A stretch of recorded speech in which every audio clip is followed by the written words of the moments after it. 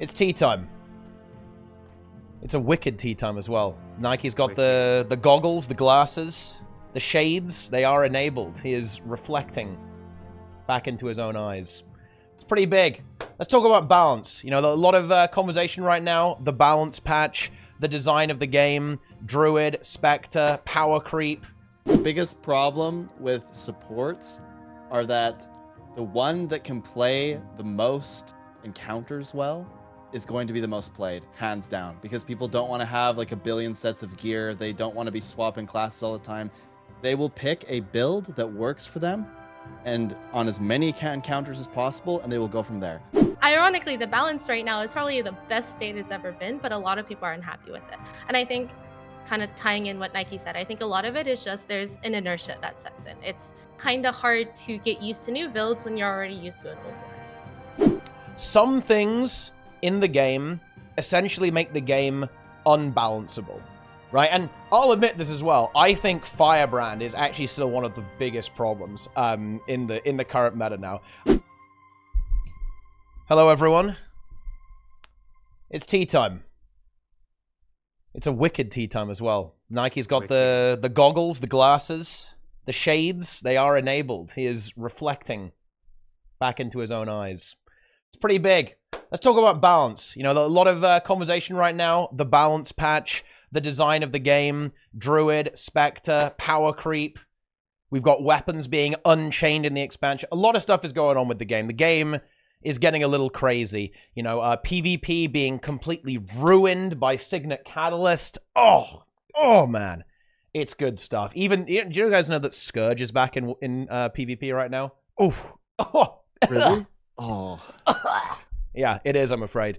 Did you know there's this guy on NA that he has played Scourge every patch for like eternity? Yeah. I think they have the Champion Brawler title, which I believe is win like 10,000 PvP games or something. Yeah. And they only play Scourge. But even better, they only play this like nasty bunker Scourge thing. No matter what the balance patch is, they find a way. Is it you? It is not me. No, I have not played that many PvP matches. Yeah. I know you like bunker builds, though. Sneb has actually said that he prefers the bunker meta, and he always plays bunker in PvP. I enjoy not dying. If I can play bunker, I will play bunker. Yeah. Anyway, we've got a variety of topics to talk about. Most importantly, of course, Arc Divider only hitting once rather than 3 times. That's the real stuff there. But let's actually dig into it here. Because I think a good starting point for the conversation is, I think Guild Wars 2 is in an absolutely fascinating position, a fascinating spot. And that is that the game is surprisingly well balanced, but players seem to hate it more and more with with every patch. You know, with every single time, it's like, no, this is terrible, this is awful, it's over, the game is dead. Bring back Heart of Thorns, bring back 4 Tempests, 2 Druids, 2 Warriors, 2 Chronos. We want it back. We've got to go back in time. To a point where the game was less balanced, but players seem to prefer it anyway. And I think a really good starting point is kind of exploring what's exactly going on there. And of course, I was being hyperbolic there, but I think there actually is like some truth to this, right? I think a lot of players have found the recent patches to be frustrating, to make the game feel less fun to play to them, despite the fact that there are more options than ever in terms of what builds that you might end up playing, right? Like different ways to fill certain roles and perform different functions within groups, like for 5-player and 10-player content. So I'll just open it up. I'll open up to the wonderful guests here. What do we think's going on there? Like, what the hell is happening? What the heck is going on? There's a nice potpourri of issues at play. One of which I'll start by flaming the community. The community is largely full of boomers who hate change, and they are comfortable in their builds that they've been playing. And if you force them to have to press a different button, and I have to press 3 instead of 5 now. Oh no, this isn't fun. I don't find the game fun anymore. That's a huge part of the problem, is that they they have to be dragged to fun. You force them to change their rotation, they complain for a while, then they learn it, they learn the new rotation, and then they go, oh wait, it actually is more fun now. Okay. Oh, oops, my mistake. Sorry. I'll give a bit more of a charitable interpretation of that. I do think that there is inherently a resistance to change, but I don't think it's quite so malicious. I think it's more just I mean, we've all talked about this before. The demographic of viewers who is predominantly casual, right? So a lot of these people probably have full-time day jobs, parents to take care of, kids to take care of, that sort of thing. So they don't really invest that much time into the game. So needing to spend the time that they do invest into the game into changing a build that they're already comfortable with can be really frustrating. I think that's kind of number one. But number two is actually, I'm going to go a little bit against the grain here and actually say, I think a lot of people, especially in online forums and online media, tend to view the balance patch very poorly. And in all honesty, I also am not like the biggest fan of some of the changes, but I think other changes are fine. But I think undeniably something I have noticed is that the average performance of the average Goers 2 player has gone up massively over the course of the past year. Like you see this in pretty much all content, like not just like instance PvE content, but you see it in open world. You see it in like the way people approach mechanics in open world and PvP and War vs. World and all that kind of stuff. And I think that is in large part because now they're being given the tools that essentially make a build functional are now a lot more accessible, right? So like being able to do good damage is significantly more accessible. Having access to really powerful boons is significantly more accessible. And again, I'm just going to use damage here as just one example. Obviously, there's other ways to measure performance, but damage across the board everywhere is high, right? It's like when I remember when I first did Dragon's End, DPS was very bad. You'd have like maybe 2 or 3 people at the top doing like literally triple the damage of everybody below that. Now, pretty much everybody is at least doing like, above average DPS, at least on the top of the meter and everything. And then same thing in raids. I have not had issues with enrage timers on, believe it or not, Largos. I used to dread pugging Largos because people would never have the DPS in order to phase it within the 2-minute time frame. I haven't had to deal with that in probably close to 2 years now. So it's like Teapot said, ironically, the balance right now is probably the best state it's ever been, but a lot of people are unhappy with it. And I think kind of tying in what Nike said, I think a lot of it is just there's an inertia that sets in. It's kind of hard to get used to new builds when you're already used to an old one. I think it's kind of strange to say that the balance is in the best place it's ever been. I actually would argue that the balance is in the most tumultuous it's ever been because we're right before a big X pack where they're going to completely change how a bunch of things play by giving them new weapons. So really what's going on is there's tumult. People are say- like, well, why would I learn a new build right now? Because it's just going to change in a month anyway. And you can't really blame them for feeling that way. It makes perfect sense. So I would say it's in the second best place it's ever been. Okay. I think before the patch, it was slightly better overall. Now it's ebbed a little bit, and I think after the 18th patch, it will actually be once again in the best place it's ever been. Yeah. That is true. I guess I Because am kind of speaking from the point of view of like, sorry, go ahead. The big outliers that suck in this patch, which I mean, tentatively, I think most people would agree would be Scourge, Druid, and Herald, are going to be fixed for the most part.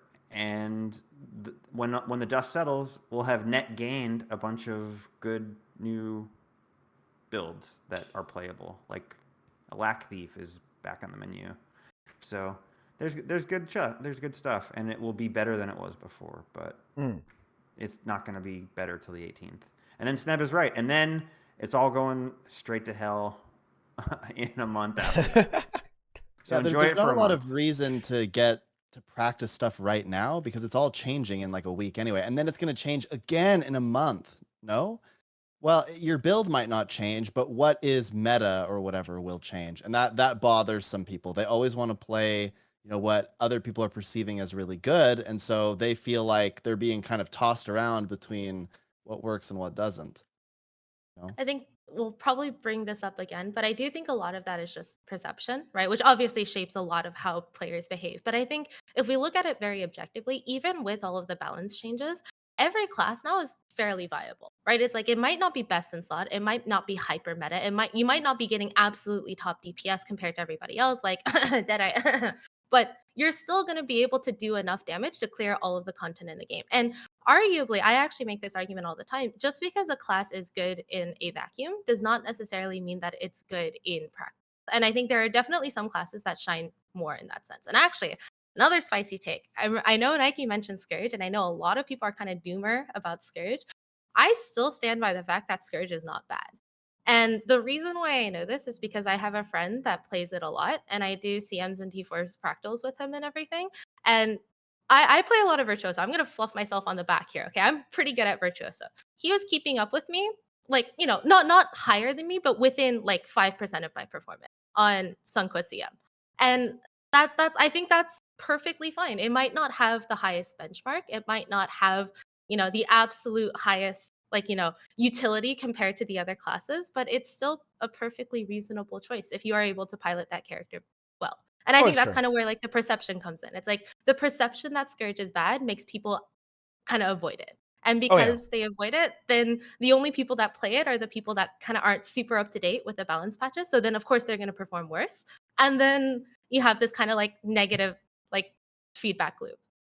Yeah, Scourge has always been like, I think the most extreme example of this. Like, there's the classic comment which was made on the Reddit, I believe. Someone made the comment, Scourge is not even fringe viable. This is back when it had about a 30k benchmark. It was actually one of the strongest builds in the game at that time, right? But people said, oh yeah, it's not even fringe viable, which is obviously a ludicrous statement. And yeah, Scourge, it's actually very hard to make Scourge bad, simply because of the fact that it can just always attack the boss and doesn't care about mechanics, right? And this is one thing that I think a lot of it's quite hard to quantify, right? Because the number that you see as the benchmark, right? But you're absolutely right. That doesn't necessarily translate into what's actually going to happen, especially on some of the fights where Scourge is really good. Like, you know, Scourge obviously thrives on fights where mechanics disrupt other players. So it loves stuff like Doom, right? It loves Sunquest CM, right? Because, you know, there's always like crazy stuff going on that prevent players from attacking the boss the entire time. So yeah, like balanced perception is really, really difficult. And yeah, none of the builds are truly bad.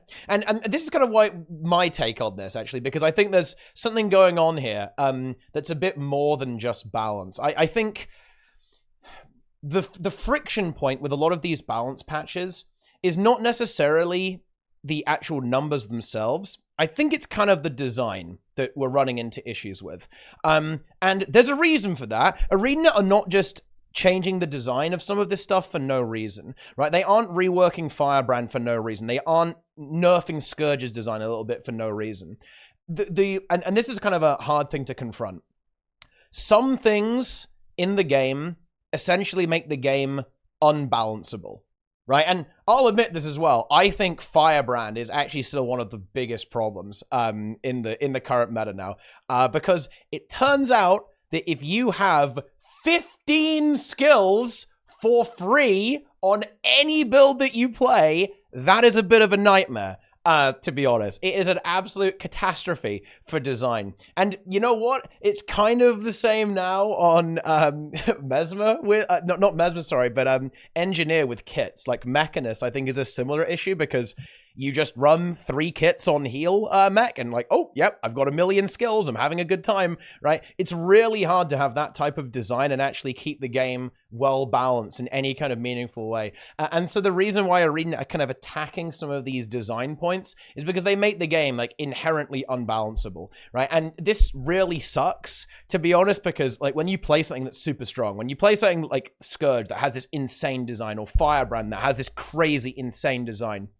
it's fun to play, right? Because you're powerful, you're a god, you can handle every single situation. But the problem is that if you make something like Firebrand, either everything has to be as good as Firebrand, or it's going to feel pretty bad compared to Firebrand, and players are going to move away from that. And I think we're in a very interesting spot as the community, and ArenaNet's in an interesting position as a games company to say, okay, what's it going to be? Do we want the game to be well balanced, or do we want there to be crazy, wacky design that players can really enjoy? Because I think, unfortunately, you can actually only pick one.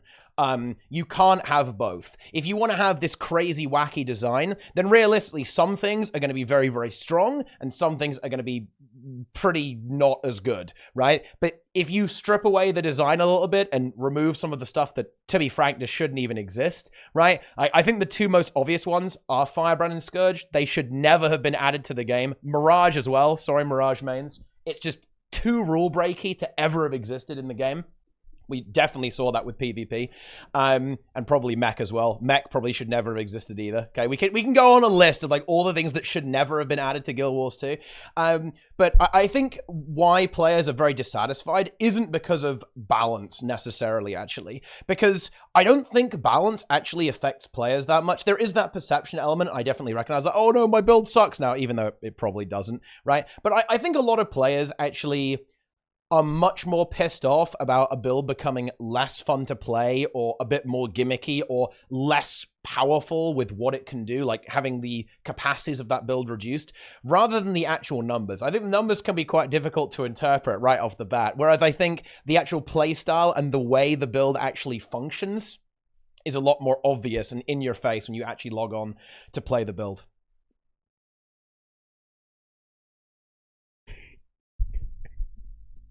People don't know. People read that their build is nerfed. I do have a feeling that there's a lot of people who are like semi out of touch, and they if they had accidentally somehow never seen the patch notes, or they had never gone to Reddit or never gone to the forums and just logged in and played the game, they wouldn't know a thing changed. And that's probably the majority of players. They wouldn't be able to tell a difference if they didn't see it or hear about it. And that being the case, do those people deserve to have opinions? It's like if you have no sense of taste, like if you have no taste buds, like you got like long COVID and you can't taste. Yeah. Does your opinion on food taste good, or like matter? Like, does it matter? Like, do I care what your restaurant review is? You can't taste. Okay.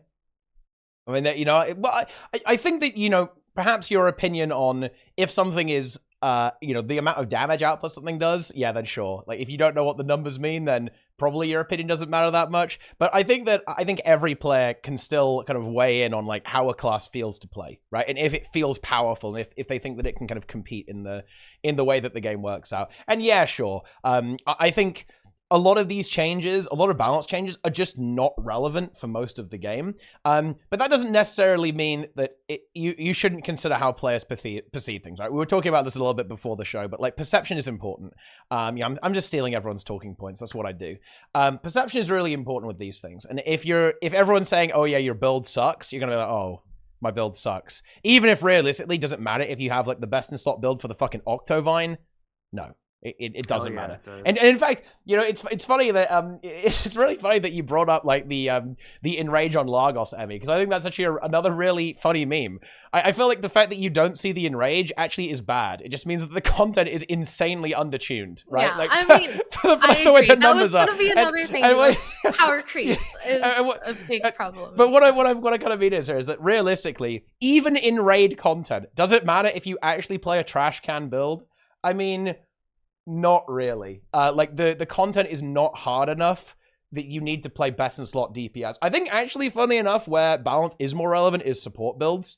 If you play, you know, for example, there's a really big difference between heal Firebrand and say heal Warrior. And even on a less extreme level, I think there's a pretty big difference between say a heal Firebrand and a heal Spectre. But in terms of the DPS builds, like, I don't think there's really a huge deal of relevancy like between like the really, really good DPS builds and the like slightly less good DPS builds overall. And certainly for the majority of the game, balance in Guild Wars 2 does not affect 99% of players, right? Like, it only really affects people who play PvP, squad content, world versus world, and fractals and stuff, right? And that's just not that many people. And even there, it doesn't affect that many people realistically. It doesn't really make much of a difference. Overall. I'll kind of chime in here because I agree that I think balance doesn't affect people's ability to do content, but I do think that balance affects the replayability of content quite a bit. So again, we were basically hinting at it, right? Like power creep and stuff. I'm pretty sure we can all agree that right now a lot of these DPS classes are doing significantly more damage than the classes that existed 2 or 3 years ago. And in doing so, it has effectively trivialized a lot of the content that used to be very, very difficult. Of course, there's then the argument is, is like that, is that the direction that ArenaNet wants to take the old content? That way they can introduce harder content later, or is that something that they're going to address in the next few balance patches? And I think in that sense, it actually does affect 99.99% of players. So Yeah. You know what? I'm afraid. Yeah, what are you afraid of? I'm afraid. I don't what do even you know fear? if I like talking about this very much, because I really think that content creators, people that post frequently on the forums, on Reddit, Ooh. and complain Oh, about wow. builds or talk about balance, they have a major impact on what people think is good or not good. So the moment we say something like, oh man, Scourge is like hard trash now, or the moment we start going about any build or talking about power creep or whatever, I think people just go, man, in order for me to actually play well, I have to play X. I'm mad about that. I'm going to complain and make it worse. And I think there's a lot of hysteria when it comes to balance. I really don't think it's as big of a deal as people make it out to be, especially right now. I will, as a Druid main, I will validate that there are certain things that don't really feel good to play. Can they be played? Yes. But all of it's going to change in 2 weeks and then again in a month anyway. So I'm not sure that all the hysteria is really doing anything or worth even complaining about.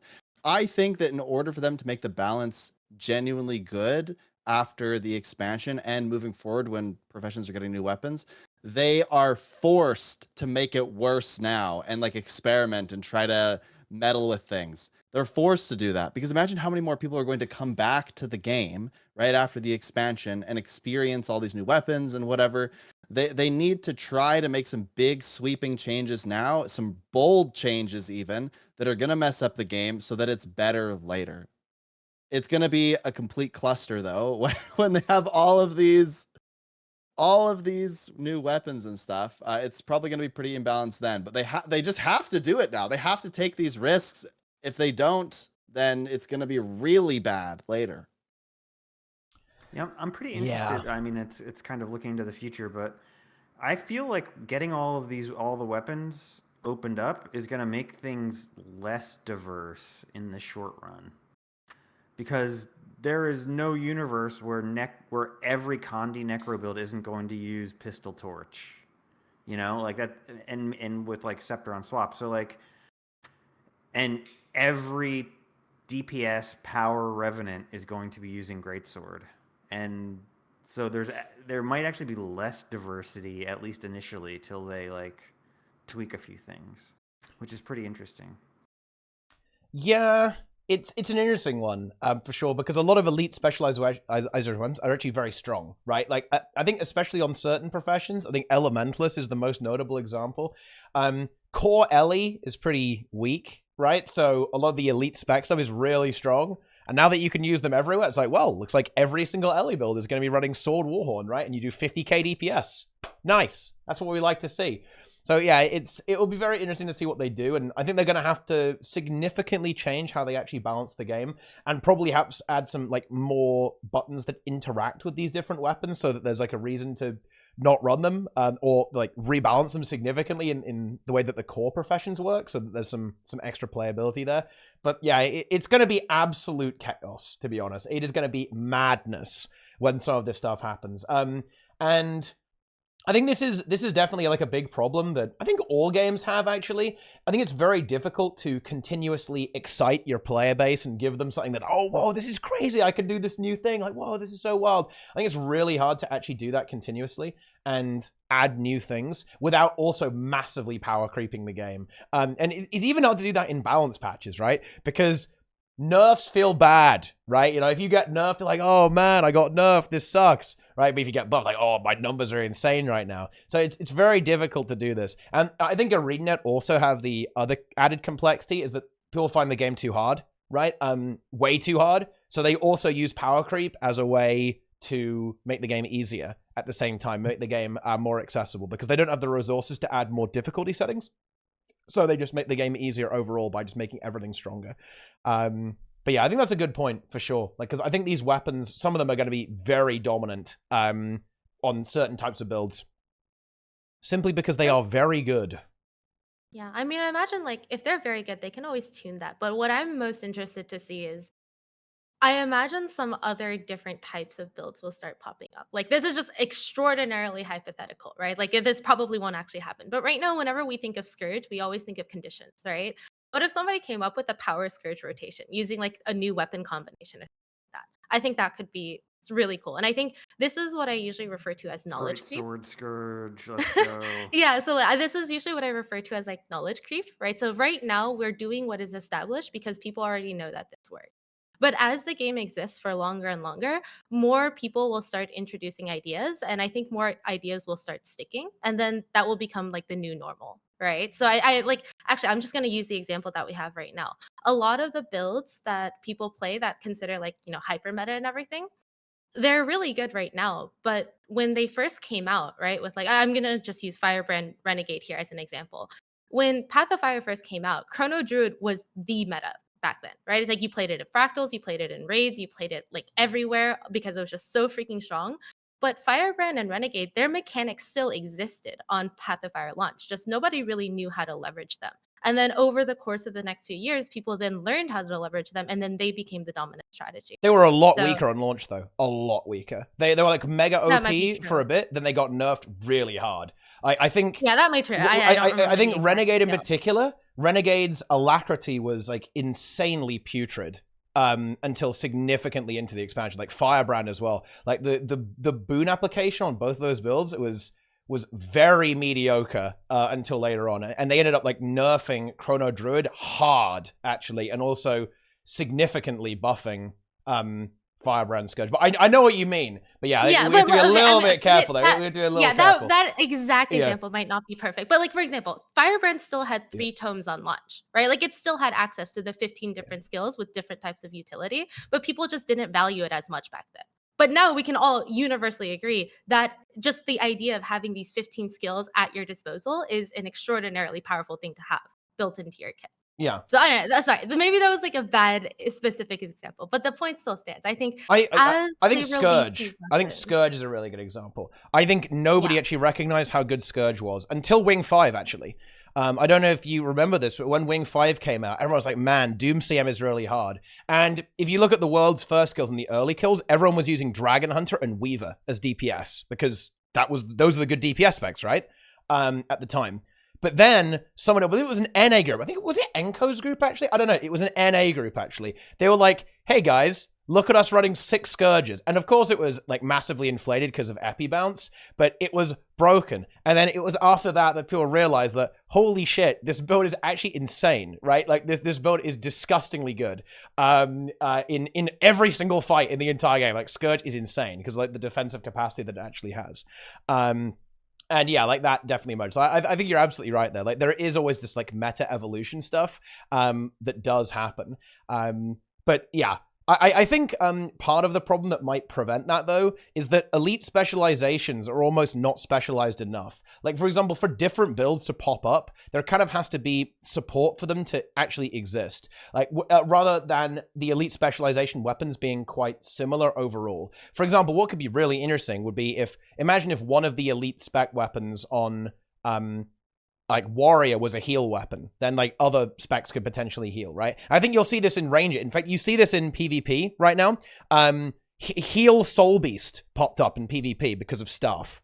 Right, and now you can be like a heal soul beast. That was something that some of the players were experimenting around with, right? You know, you can be... and Great Sword Scourge popped up in World vs. World. And I think competitive game modes will probably have more of this kind of new build popping uppingness, because in those game modes, you use weapons for not just damage, not just output. Whereas in PvE, it might be a little bit trickier, to be honest, because in PvE, the way the game has been designed, and honestly, the way the game is being streamlined even further, is that there is this Trinity-esque system where your weapon is to do damage or it's to heal, right? Like, it's one of those two things pretty much. There's not really, oh, you take this weapon for utility. There are like a few examples of this, like Staff on Revenant, for example, is, oh, you have like a utility weapon set a lot of the time to CC or block or be a bit more defensive.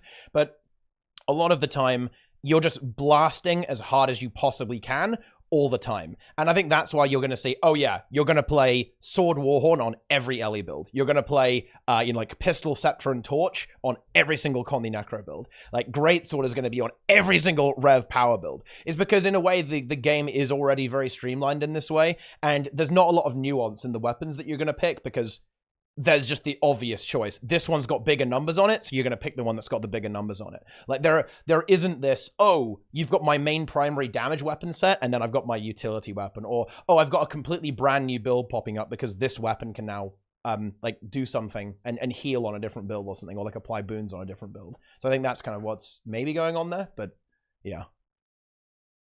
Well, there's no way that Lightning Orb is going to make it in its current state to the X-Pack launch, so no need to worry about that for Ellie, at least. Lightning Orb. Well, Lightning Orb is RIP. You think it's over? You think it's over for Lightning Orb? I think Lightning Orb will not be doing an insane amount of damage at the launch of the X-Pack. Nope. Yeah. I do think that with those Ellie numbers, they are a bit inflated by people using the giant hitbox, right, though? A little bit. You know, they enjoy the big hitbox gaming.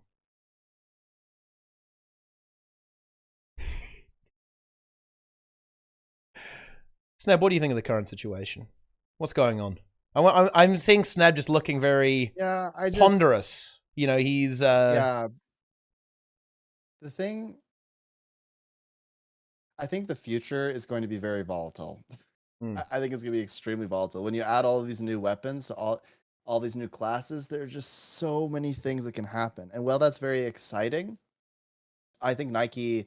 very correct in that there are just some weapons that are so powerful for certain types of builds that they will be played for every spec, every elite specialization, or every elite specialization on a class, rather. So I'm very curious to see how they balance this, because now suddenly they're going to have to balance around everything. I think that part of what made elite specializations different were the weapons. So now that that's not really it, that's cool because lots opens up. But then how do you make them feel truly unique other than have the play style? I guess like Hollow can go into Hollow Forge, but I don't know. It's going to be really crazy, I think, for a while with all of these builds coming up. That's good. I think power creep is good. I think they want this though, right? It's all good. They want all of... I actually think this was a really smart play by ArenaNet. They want to make the game easier to play, right? They want it to be more simple.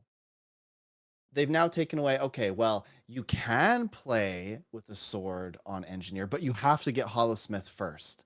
Oh, but if you switch to Scrapper, now you can play with a hammer. I guess they just take that away and go, look, Engineer has all of these weapons now.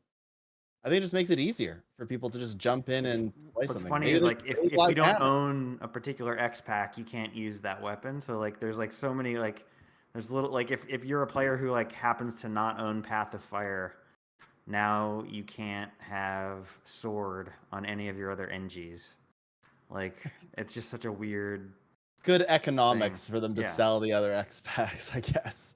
I think I want to add in here though, because I agree for the most part, but I do also think that I usually play the elite specs not really for the weapon. I usually play it for the traits and the specific class mechanic. And like, I'm just going to use Mesmer as the example here because I obviously play a lot of Mesmer. But whenever I play Chrono, I very rarely use Shield now, right? Like, unless, I mean, back in the day when there was the more boon-oriented Chrono and everything, you would use Shield. But nowadays, I primarily use Chrono for the continuum split mechanic, right? Or also like the ability to provide boons in the final, called the Grandmaster trait or whatever it's called.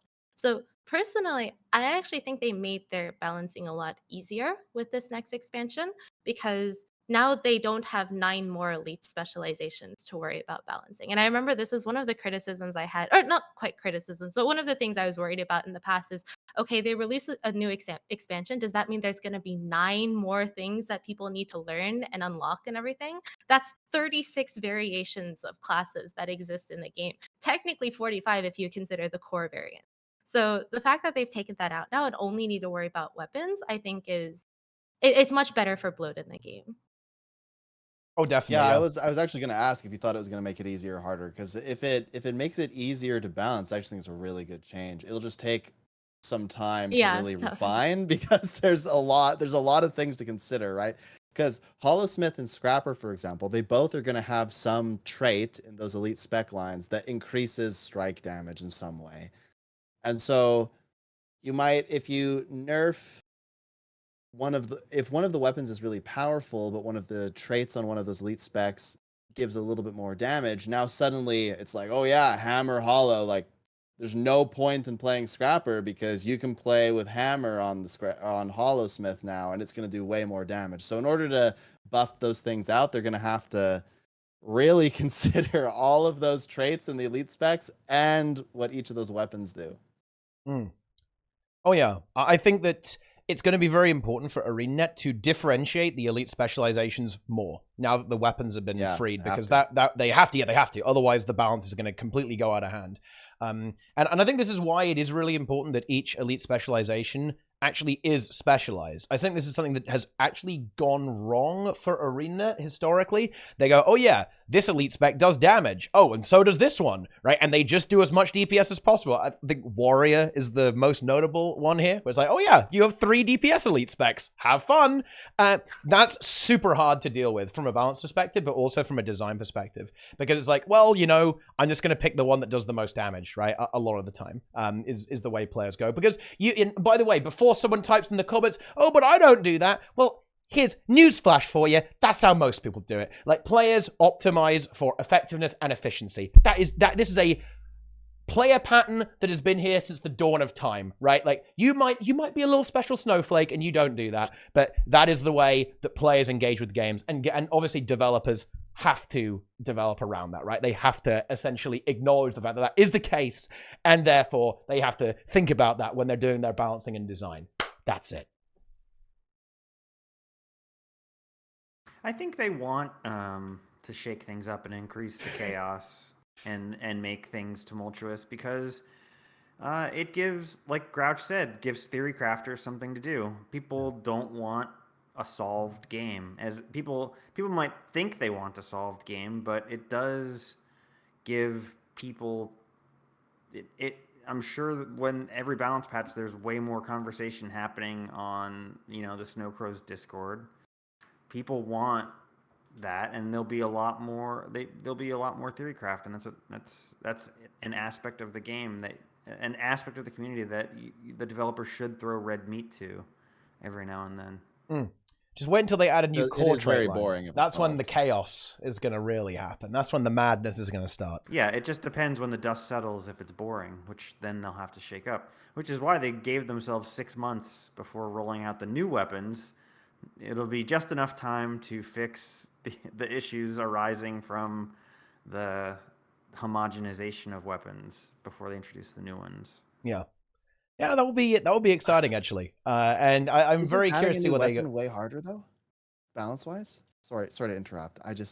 I keep thinking about those weapons. It's way harder to add a new weapon now, because you add one weapon, it affects 4 things. Yeah, but I think that's where elite specs come in, because I think there was like a really good example of what Emmy brought up with Scourge and Power Scourge. Right now, unless they change Scourge, that build won't exist. So if they add a new power weapon to Necro, you can be pretty sure that you won't see Power Scourge necessarily pop up, right? Because elite specializations can be used to differentiate stuff. Like, the way Scourge is set up with its numbers right now is that It's certainly in PvE. It's a little bit different in World versus World. But bear in mind, Bill, you play Power Scourge in World versus World. Yeah, because Condi Scourge doesn't work in World versus World because there's so much Condi cleanse. The only reason you play... Work Condi anything doesn't work. Yeah, unless you're a Roma, then it really does.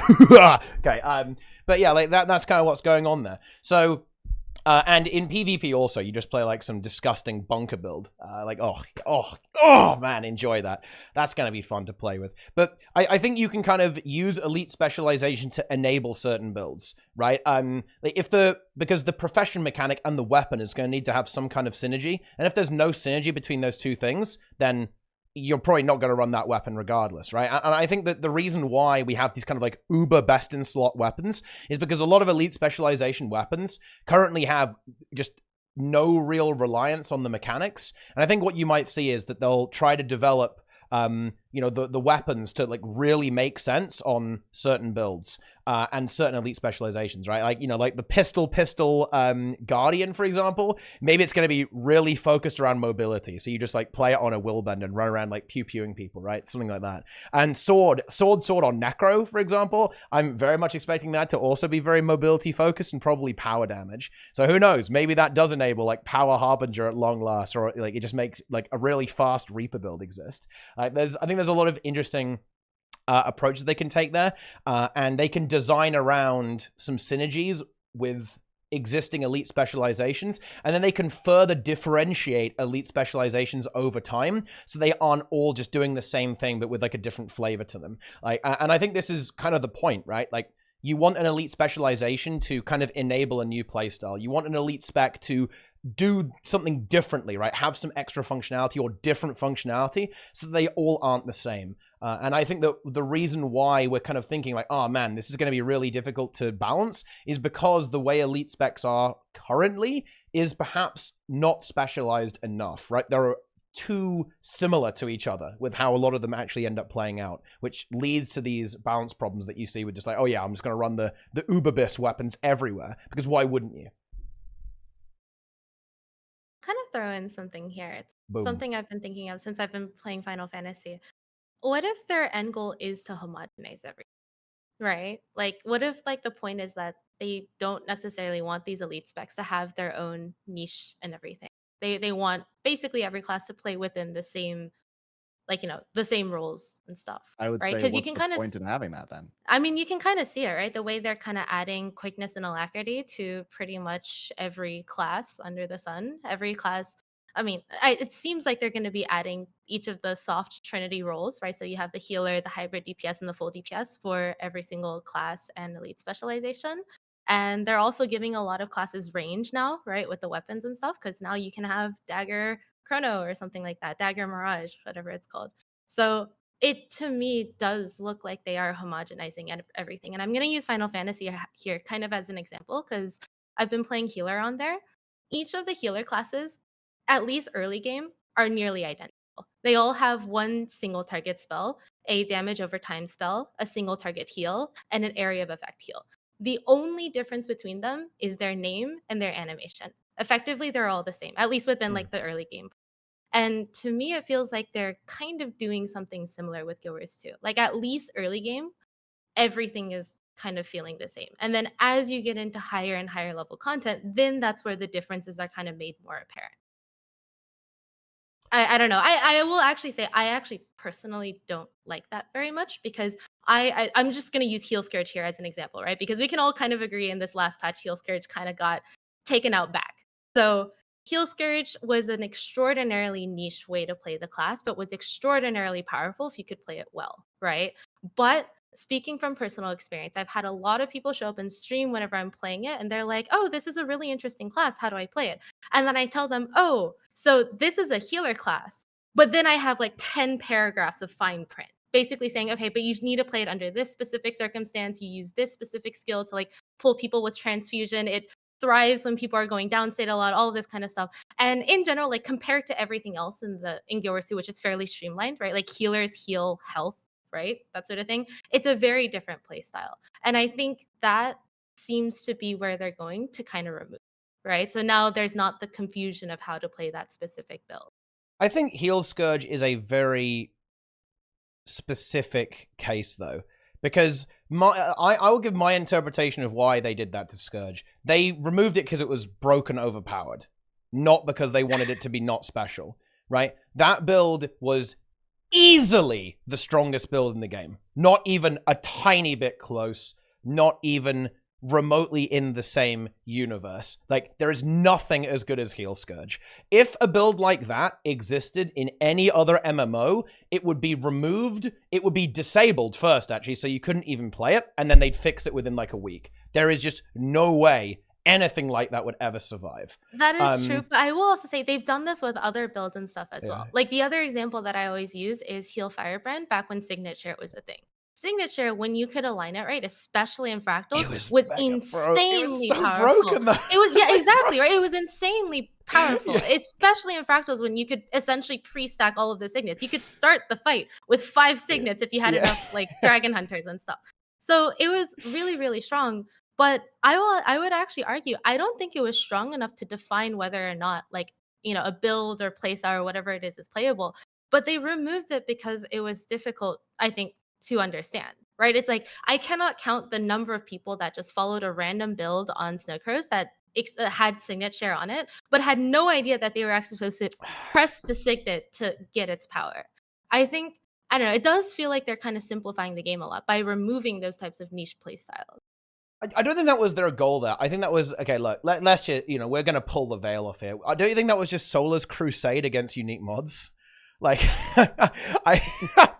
I'm pretty sure, I'm not going to lie, I don't think there was actually a rationale behind removing that, other than I don't like it, right? Or like, that was like against the philosophy of their development team at the time, which I don't, I mean, I actually agree with you. I don't think removing unique modifiers is necessarily I don't think it's a good or a bad thing. I think it's morally neutral in removing unique modifiers, because I think there are lots of ways that you can have a lot of differentiation between specs that don't involve unique mods.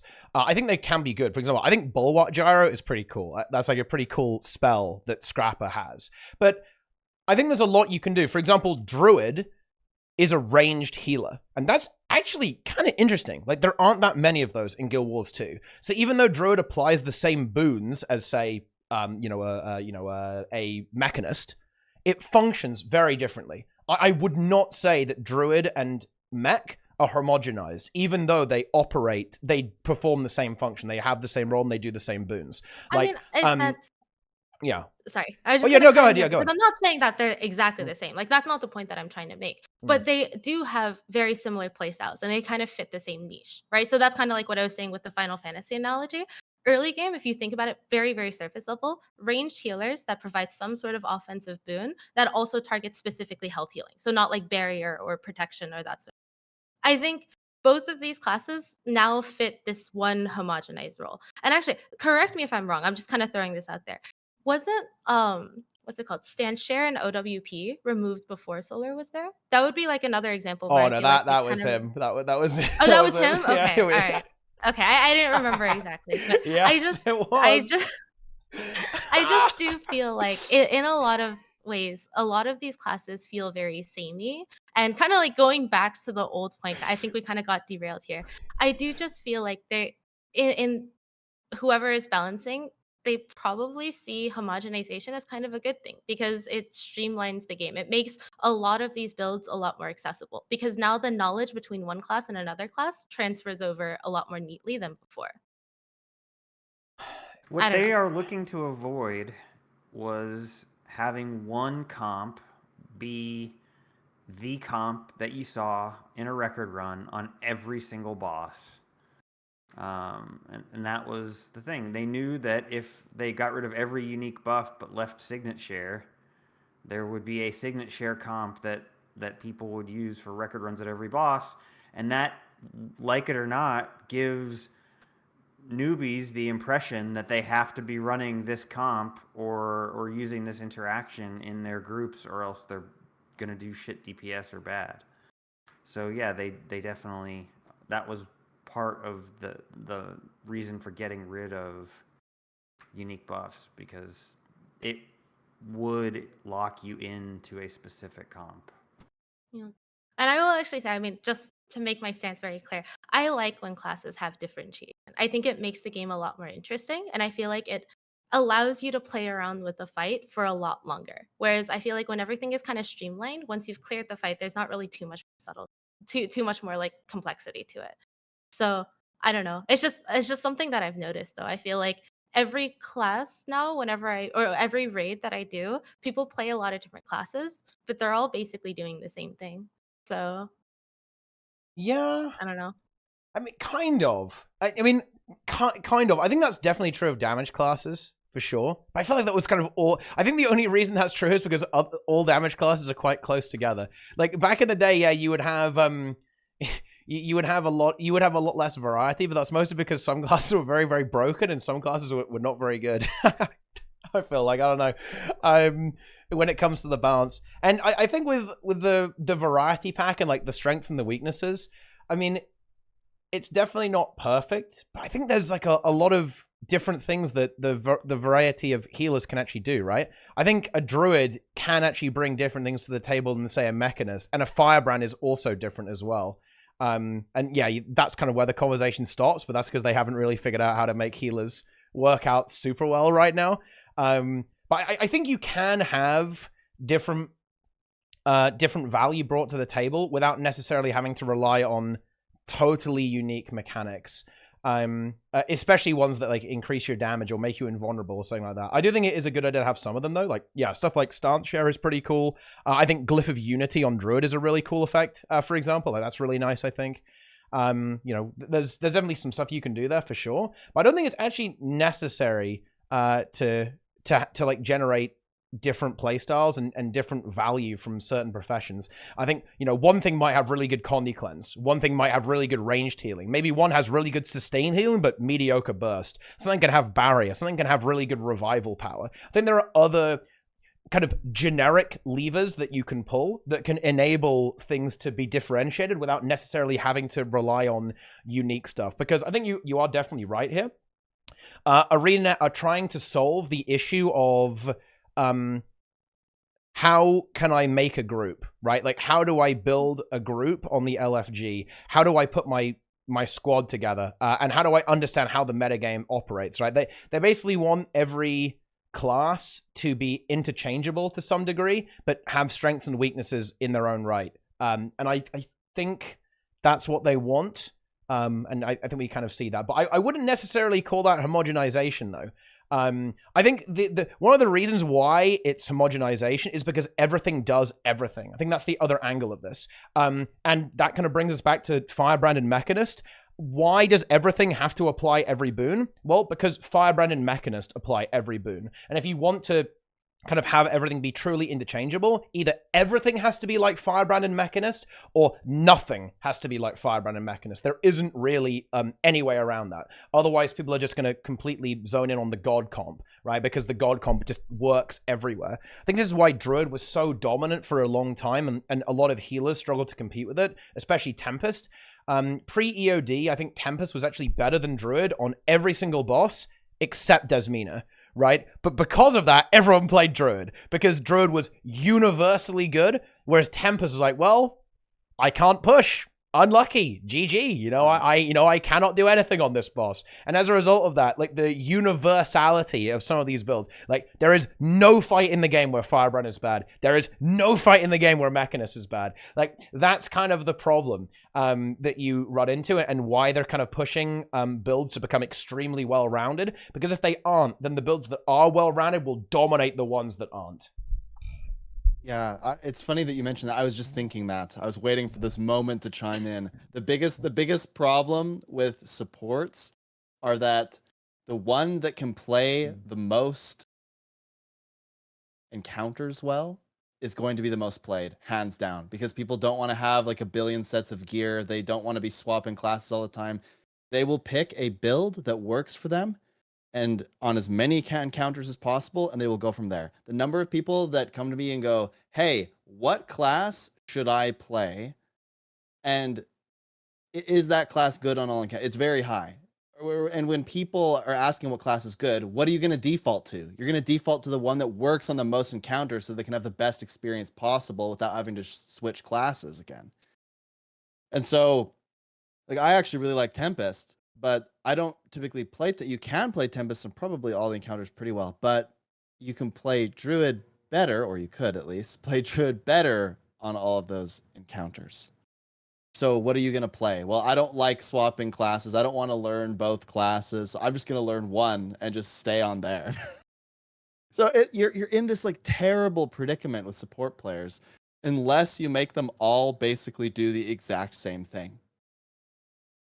Yeah. And I think this is something that unfortunately ArenaNet do have to consider, because the slightly interesting reality is the game is a lot better balanced than it actually appears. And I think you can actually see this. For example, I just did I do like a weekly full clear speed run with my static group. And we actually run a crazy amount of builds, and we're going to run even more actually with with the new patch, right? Like with this patch and with the next one as well. Like the variety is insane. Like we're running like 5 different ways to apply quickness, loads of different healers, different DPS on almost every single boss, right? Like we're using Thief for movement and so on, right? Like Mirage for like mobility and leaping around with portals, right? That you run a crazy variety if you actually play the game, if you want to like go for performance. So is the game actually imbalanced? Do you run the same thing everywhere? No. You actually run a huge variety of things. And different classes are best in slot in different situations and different bosses. Like, we're kind of in that situation. But the problem is that that's kind of effort, right? You have to like relog a lot and have a lot of things geared. Whereas in reality, the builds that are going to see a lot of play are the builds that are just good enough in every single situation. We saw this with the pre-EOD meta as well, actually. Teams always ran a Firebrand healer, even though back then Firebrand healer was actually very mediocre. It was actually one of the worst healers in the game, actually. Far worse than Druid and Tempest. But it was convenient because it worked really nicely with the Renegade setup that everyone was running, because you only needed like 3 boon givers, right? You needed Firebrand, Renegade, then you usually had like a 10 target. So something like Druid or Tempest, right? And that's what you would run. Kind of makes sense because it's easy to put a group together. And that's the other aspect of balance that we as the players need to also think about, is that ArenaNet have to look at how players interact with the meta, not just with how it actually is, which is quite complicated.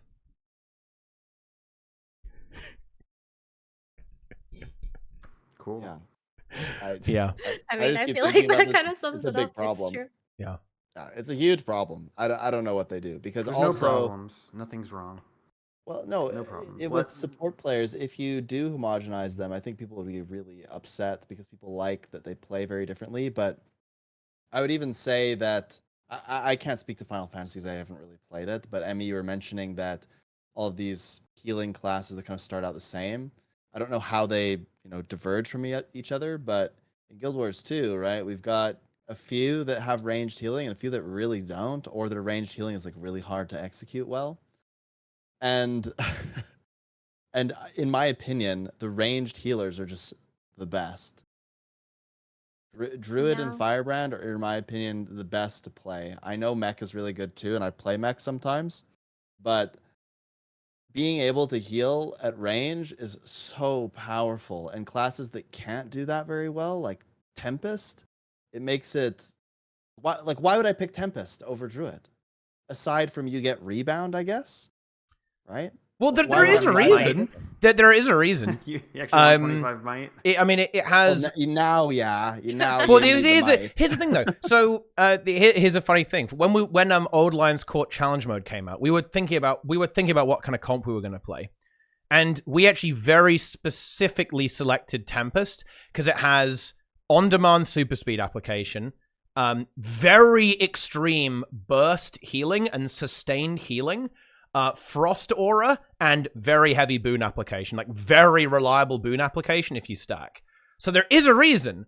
It's just that it's a slightly niche reason that you would pick this, right? But make no mistake, yeah, there definitely is a good reason you would do this.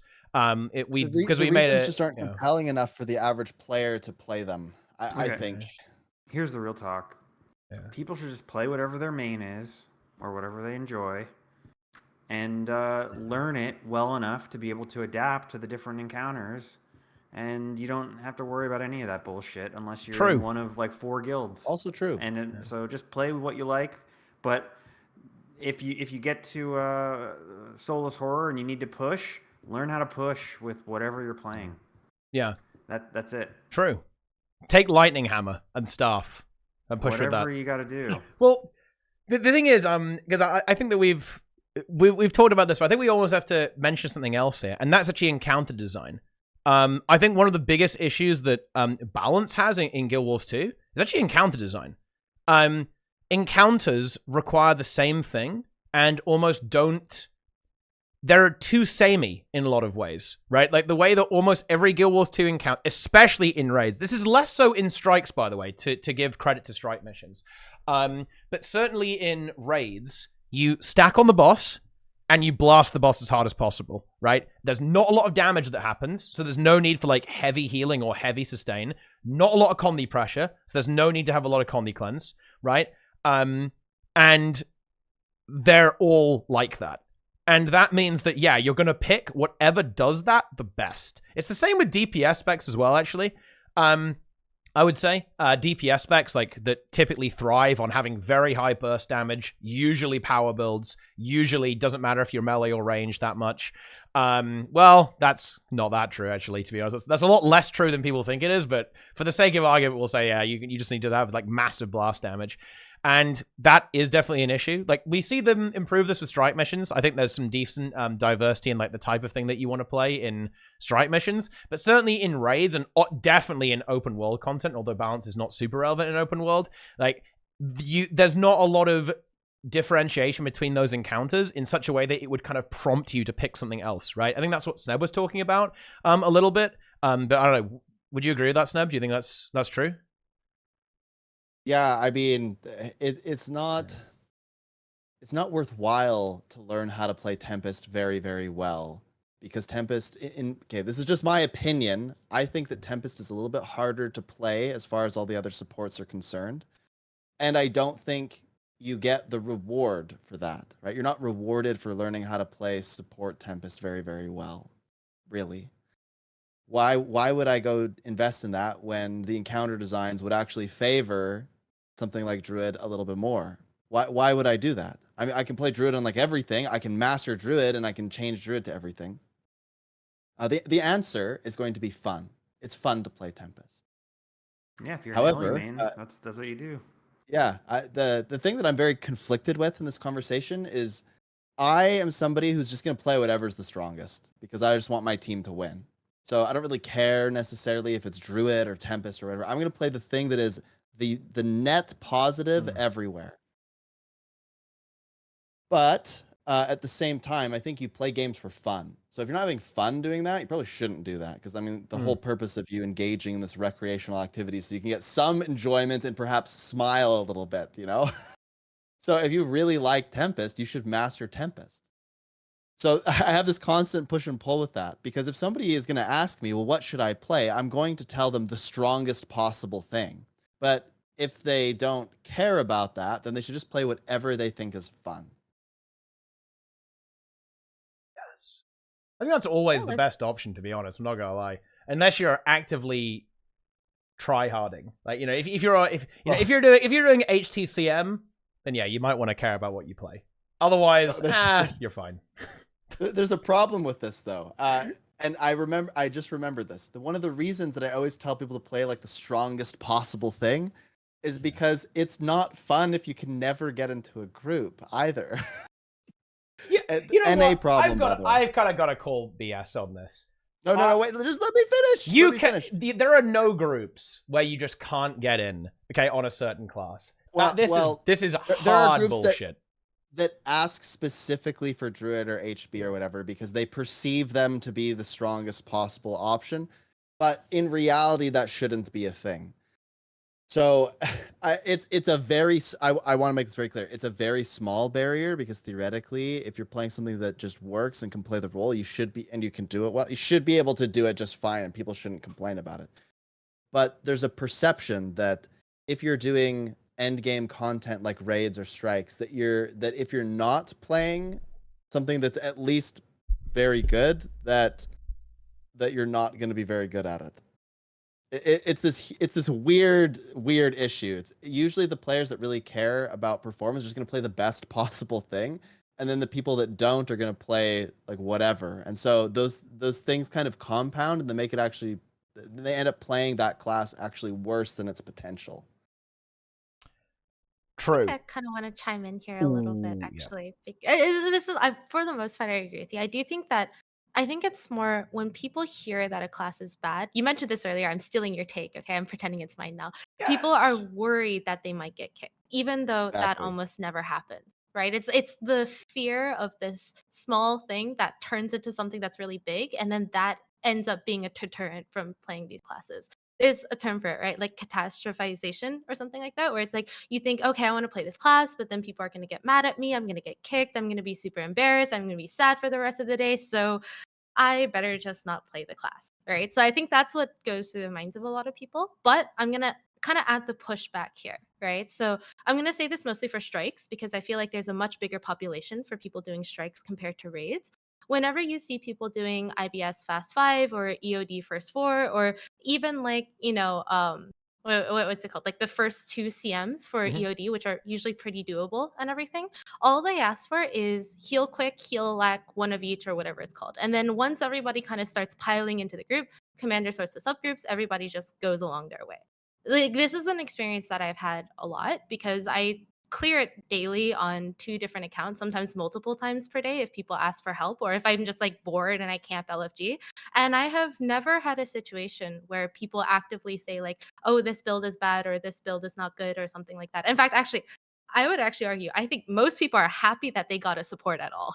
I think the number of times you just sit in LFG waiting for a support to join, like how many LFGs have I seen? Supports only first, no DPS join yet. And then you see that same LFG there for like 5 to 10 minutes. I think most people are pretty happy at this point to just get any support that provides any boons or healing. So Yes. yeah, I don't know. I rescue. just kind of want to chime in there. I do Yeah. think that this is actually something that only started happening recently, like which is why I've been praising the balance patches a lot. Maybe not this last particular one, but the net positive from the balance patches in the past 2 years has had such a tangible like effect in just even in my day-to-day like Goers 2 playing. And I don't think I would have seen that like 4 years ago. So Yeah. To be very clear, you don't have to min-max to be good. What I was trying to illustrate is that generally if you're competitive, you are going to play something that's really, really powerful, and you'll probably play it really, really well because you've spent a crap load of time working on it. If you're maybe newer to raids or strikes or something, and you just jump in, and you might pick something that's slightly under the meta, and you might not play it very well, and those things compound and make it so you appear maybe worse than you actually are. You can play whatever and be like really good at it. I've seen people play Tempest really well, Druid really well, Firebrand really well, you name it. People, I mean, I've seen people play the core DPS classes and out DPS everyone in the group, and it's impressive. But it takes a certain amount of concentrated effort with some things to be particularly good at them because they're at a slight disadvantage, maybe just based on the current balance or whatever. But I also agree. I mean, I think that there's lots of things that are just really good. It's easy to just jump into groups. People don't discriminate as often as they used to because I think that the power disparity, believe it or not, is actually probably not as wide as it once was. And Well, so, especially in strikes, the mechanics are such that it's not like Soulless Horror where you need to be able to push the thing. In Whisper of Jormag, you just need to heal and do your boons. And the strikes are very straightforward in that regard. I would say the only strike that I think it's like a very obvious winner is KOCM a lot of the time, because you want something that pierces for the one particular mech phase, right? And so there's nothing more beautiful than playing Condi Virtuoso. there. An insane you're just build. hitting the buttons as fast as you can because you're like, why can't I hold all of these daggers? they just keep coming. Yeah. It's awesome. I think it's super fun. Yeah. Speaking of strikes, now that Cameron's gone, you think we're ever gonna be able to play melee again? Are they gonna design? They're gonna start designing encounters where melee is good and not ranged. I mean, isn't melee actually dominant in every single strike except KOCM? I mean, it's pretty heavily advantaged in HTCM as well. Well, I mean, And HTCM even old is Lions Court and old Lions Court, you want there's several times where you can't be like you have 0 DPS if you're melee, and then the new Fractal, I can only assume with all the AOE's that constantly force you to spread 24/7, that range DPS is going to be better there. Yeah, I think this is mostly because range builds are overpowered, though. No. Yeah. Range is overpowered. It doesn't just help that these encounters constantly make you move out of melee range. Range DPS builds are just way too strong right now. Like overall, with a few notable exceptions. But yeah, like a bit like Virtuoso doing 40k DPS at ranged is pretty good. Probably a little bit. Would you just lower the power level of all ranged DPS classes so that they're slightly lower than melee to compensate for the advantage of being ranged? Yeah, this is not even a question. Like, this is not a debate, by the way. This is not a debate. Range builds should pay attacks, of course. Yes. Yep. That's just the way it has to be. Get that my way. Class nerfed again. Yeah, I think there is a nuanced way that you can do it if you want to actually have it both ways. And I think Virtuoso actually does this pretty well, but you could probably lean into it even heavier. So, for example, Virtuoso has a trait that says, oh, you do like 10% more damage if you're within a certain range. You could very aggressively build a bunch of traits like that, so that if your range build is in melee, it does a lot more damage, right? So that it kind of brings it up on parity. But the thing is, that doesn't solve it, because newsflash, a ranged build losing damage when it goes to range is not as bad as a melee build losing all of its damage when it goes to ranged, right? Like, obviously, like, you know, when a ranged build goes, when a melee build goes at range, it does 0 DPS. If a ranged build says, oh, I'm losing 20% DPS, oh, woe is me. Well, you still got 80% of your DPS, whereas your melee build has 0. So yeah, like, and actually, I'm going to say this now, might as well get this out of the way. People say, oh, ranged isn't an advantage in most fights. Wrong. Okay, I honestly can't believe people even say this. Anyone who says this is insane, by the way, okay, is a genuine unhinged maniac. You know, what happens? The boon range unlimited. Yeah. That's the thing you see on Reddit constantly is make boons take like no unlimited range. When the firebrand presses the quickness button, everyone on the entire map gets quickness. Yeah, true. Yeah. Okay. I know that's a meme, but I will say, wouldn't it help if they? This is gonna be bad, but I'll just say, what's your opinion on making it more standardized? The ranges for giving boons. It does suck that some are like 200 range and others are 600. I think it doesn't. It should just be 360 at minimum. I don't think it has to be standardized. For example, I think it's actually pretty interesting that maybe Tempest could have like very extreme boon application, like awesome durations, really big numbers, 25 stacks of everything, boom, love to see it, but it's in melee. But then Herald has uber range on its boons, but maybe less intense, right? And like a slower ramp up time.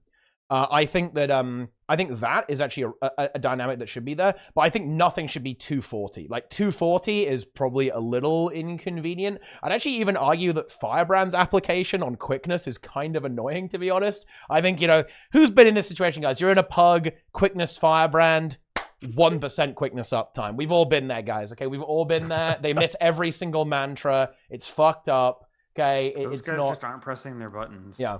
They would group up and play Tempest. The thing is, you're actually incorrect here. For example, Druid is actually a better healer than Mechanist, but why does Mechanist see a huge amount of play on certain encounters like Harvest Temple CM? It's because Mechanist has the way it applies boons is different. And this is kind of what I almost wanted to delve into this topic a little bit, by what do we actually mean by homogenization? Because I think there's some homogenization going on there, but not everywhere. Like, the way you apply boons is very relevant in Guild Wars 2, especially in more complicated encounters. Like, Mechanist has this really interesting ability to be in 2 places at once. Herald can kind of do this. It's actually why I think Heal Herald is actually a bit of an underrated build, especially next patch, actually. But now it's kind of underrated, actually, because being in 2 places at once is really, really strong. And that's something that Druid and Tempest can't really do, whereas Mechanist absolutely can. Mechanist can be on the other side of the arena, and the mech can just be doing its own thing, right? And that's why it's really good on certain encounters. So just because Tempest would have like massive up-close boon application doesn't mean it would be best in slot everywhere, actually. But yeah, I do think that increasing the base radius would probably be a good thing overall, because it definitely does hurt playability, and it certainly hurts accessibility as well. I know you're kind of making the game easier by improving the application, but I'm not going to lie, I don't think the skill in applying boons that you're supposed to have up 100% of the time is a particularly interesting skill test, to be honest. But yeah. The challenge that I've been sort of wrestling with is, okay, yeah, we can improve accessibility and we can improve sort of the function of playing by increasing this range. However, how far do you increase the range? Because at some point it does just become, oh yeah, you press the button, everybody gets the boon.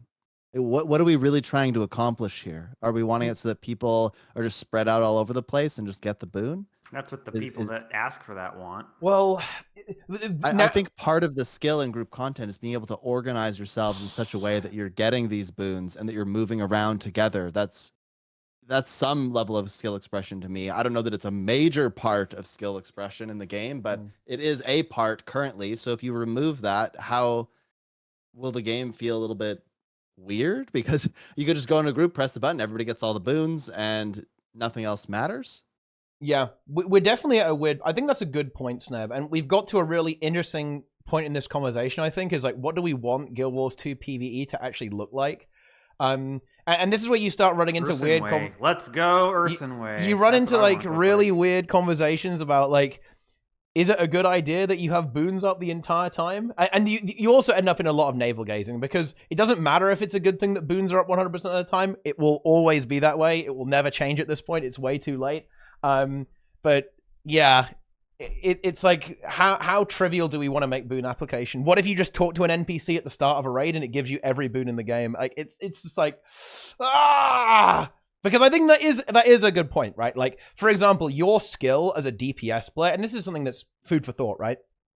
If you're a good DPS player, you understand that you're capable of doing damage, but you also need to get back to the group and reset your positioning so that you can get healed and you can get boons, right? And I think that actually is, as Sneb correctly points out, a really important part of teamwork in Guild Wars 2, is that you do reset your positioning. You do get back to the group. You are in range of the healers. You are getting your boons. You are where the healers can actually get you. Because, quick aside, by the way, guys, you will always stack even if you had permanent boons. If there was literally a little NPC that gave you perma boons at the start of every raid encounter, you would still stack. 1, for healing. 2, because if you go down set, you can be revived easier. And 3, it's simply easier to track. And by the way, if you want to double check this, go and watch any other MMO, and you will notice that the only reason why players in other MMOs don't stack is purely because of encounter mechanics. And at any opportunity, you will stack. You do this in World of Warcraft, and you also do this in Final Fantasy. You will immediately stack if you possibly can, because you have area of effect defensives and area of effect like healing and so on. The only reason you don't stack in those games is, to be frank, because encounters are very aggressively tuned to prevent you from doing it. The only way you can prevent stacking is encounter design. Well, after that unhinged debate, it is time to re-rail somewhat with this lunatic conversation. The chat probably wants more. They always do. What are we talking about again? We're talking about Guild Wars 2, right? Balance or something? What are we doing? Sneb, save us. Re-rail us, please, if you will. Wait. What about balance?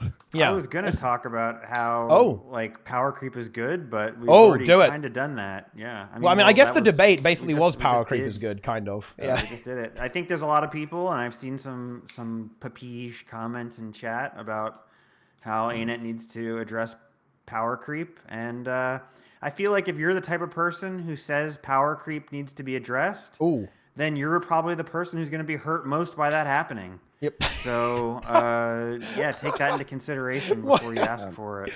My view on power creep... Sorry, go ahead, Emmy. Yeah. I was just going to say, no, I would like to talk about this more, because I feel like my thoughts on power creep, actually, I myself am quite mixed on it. I'm not really quite sure what to think. I have like some thoughts on it, in both favors. So I would be interested in hearing you guys like it in a coherent. What are thoughts on I power? I can give my take's pretty simple. I think power creep is fine so long as more content that is slightly harder than the content before it is being added into the game. That way, the funnel is actually quite good because now people can go back to content from 7 years ago and they're like, oh, this is actually not so bad. And they, as they progress through it, it slowly becomes harder and harder and harder, and they get more accustomed to it. Their skill level goes up. I think those are all positive things. The problem with power creep is that if you don't release enough content like that, all it does is make your game super trivial. So good and bad thing. Can be I just good, see people can be bad. complaining about power creep, and they are not even anywhere near their skill ceiling. So what the fuck are they complaining about? They're still running 2, sometimes 3 healers in their raid group, and they're complaining about power creep.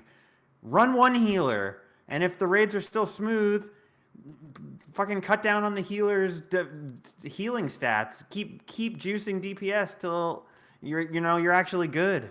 Like actually try to hit the skill ceiling if you think you're that close to it. Go for it. Okay, I kind of have some mixed thoughts here. So again, I'm warning you, Teapot. Don't take what I say super literally. This is more just thought bubble sort of thing. I feel like one of Gilrusu's big pulls is that it's horizontal, right? So it's like doing Wing 1, even though it was released far earlier than Wing 7, they're kind of like the same difficulty, right? So you go into Wing 1, you do Wing 7. If you are about the same skill level, you'll have about the same amount of trouble or, not trouble with either of them. I personally actually really like I like when all of the wings are at least on somewhat equal standing.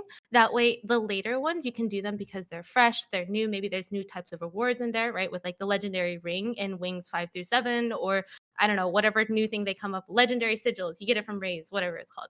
I actually rather like that.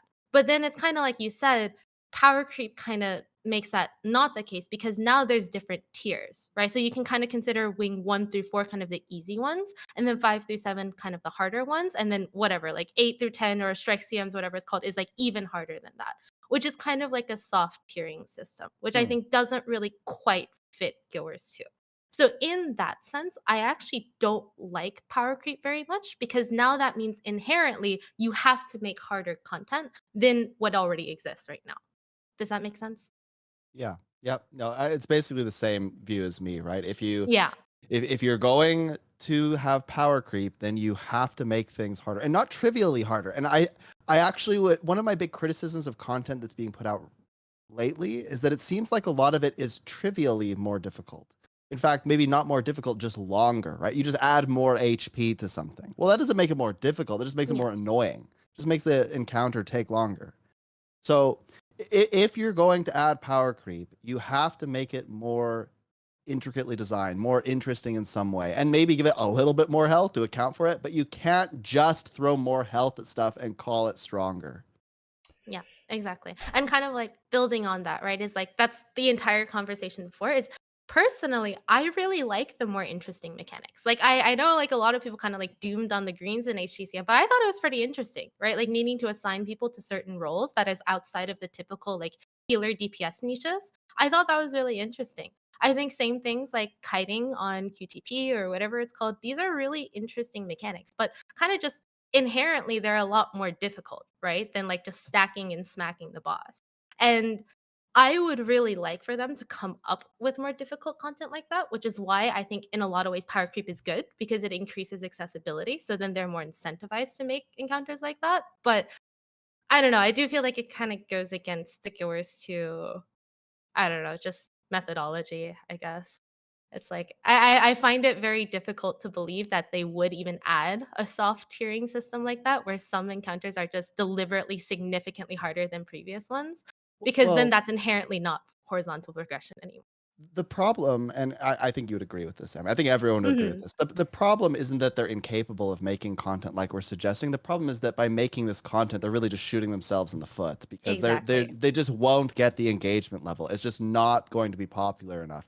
So the development time invested does not equal a reward for ArenaNet. So the better thing for them is to just keep power creeping because more people can engage with the content that's already in the game, and they can. I don't know. Just then, content is more relevant to everyone. I don't like that per se as a player who enjoys a bit of a challenge, but the reality is that you have to sort of cater to the majority here, and the majority of players aren't doing things like HDCM. They're not doing challenge mode raids. They don't really care about those things too much. They would enjoy being able to jump in and play with friends. I think that strikes in some ways are probably effective, and in other ways they're not. But yeah, I think you're in the kind of this like really horrible situation here where I'm sure lots of the developers are like, yeah, I'd love to make more HTCM content, or I'd love to just make more challenging content in general. But that's just not what people are super interested in. Yeah, that's the problem with challenging content. If you're going to make something that's actually hard, not many people are going to be able to beat it.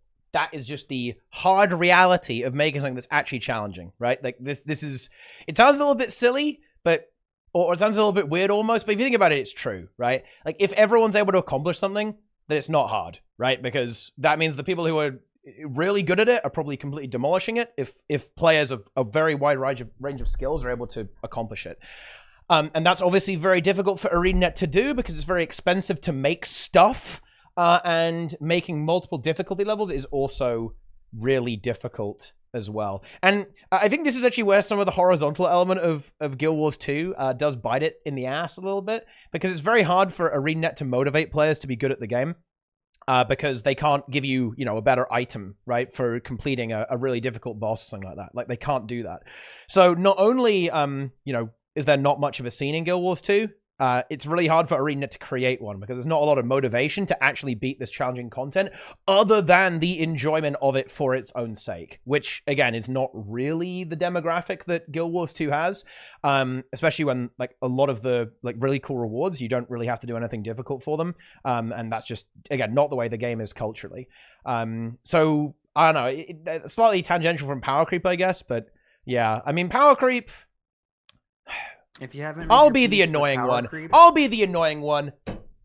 Power creep has reduced my enjoyment of the game. Yes. Power creep has ruined old encounters in Guild Wars 2 that used to be really challenging and used to be really engaging. Especially some of like the Wing Force CMs, I feel like are way easier than they used to be.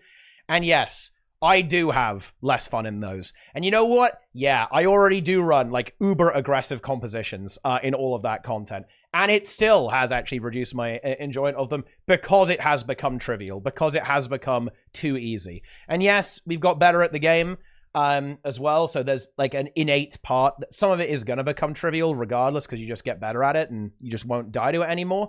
But I think, yes, there is actually a bit of there is something that has been lost in older encounters particular that are lower energy. However, I actually am Team Emmy on this. And Sneb, I will bite the bullet. I will say that it is actually a good thing that players like me enjoy the game less so that more players can enjoy the game and therefore there's a potential to have more content.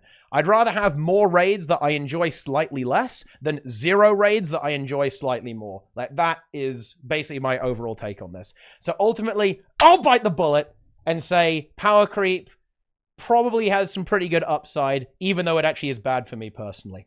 Boom! There it is. And make your peace with it, because it's here to stay, and they're not going to do a stat squish, so people that keep requesting that can just live in hopium land. Yeah. And every X-Pack is going to add some new feature of permanent power expansion to our characters that didn't exist before. So it's going to be, every expansion is going to vertically increase our character's power level. Lock it in. Guarantee it. I do actually have to say one thing about HP. I actually do think that adding health to bosses is important, but only if they have enrage timers and relevant enrage timers. Because what something that's actually very absent in Guild Wars 2 encounter design is actually constraints. I think one of the reasons why we're able to argue about healers as much as we do is because the game does not actually place nearly enough constraints on you. In other MMOs, if you end up running like 5 healers, there is no shot you are going to be able to complete that encounter in time, right? You will run out of time and you will die, right? Of course, yes, you run 5 healers in WoW because you have 25 squad, but you know what I mean, okay? You guys know what I'm talking about. And I think Guild Wars 2 doesn't actually place enough constraints on content here. And I think that's one of the reasons why Harvest Temple CM was actually pretty challenging, right? Is because it does have that constraint. And if you're not blasting, honestly, that's gonna suck, right? Like you're gonna have some problems, right? Like you're gonna have some difficulties in completing that. And I think that's actually really important. I feel the same way about healing constraints as well. I think that healers should kind of have to pump. If you want to make a hard encounter, your DPS have to blast while doing mechanics.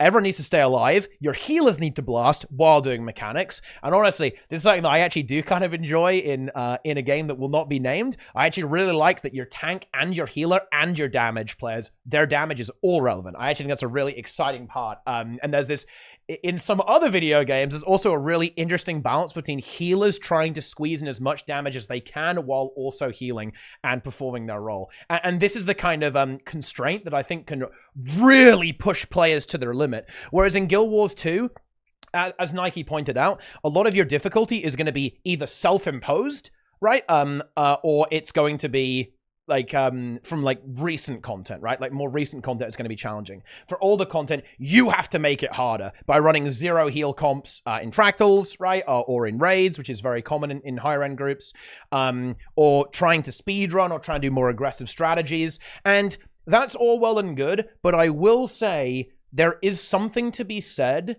for the game requiring you to go all out and use every single resource at your disposal to beat it. And I think that's probably never going to happen in Guild Wars 2 realistically, because it's just not that type of game. But it is really enjoyable, I think, to have a game that says, here's the challenge. You are going to need to do everything you can to beat it. And I think that's a really different experience to, you are going to need to handicap yourself as much as possible to make this challenging. Does that make any sense? Like, because that's kind of where you are. Already handicapped. It's all good.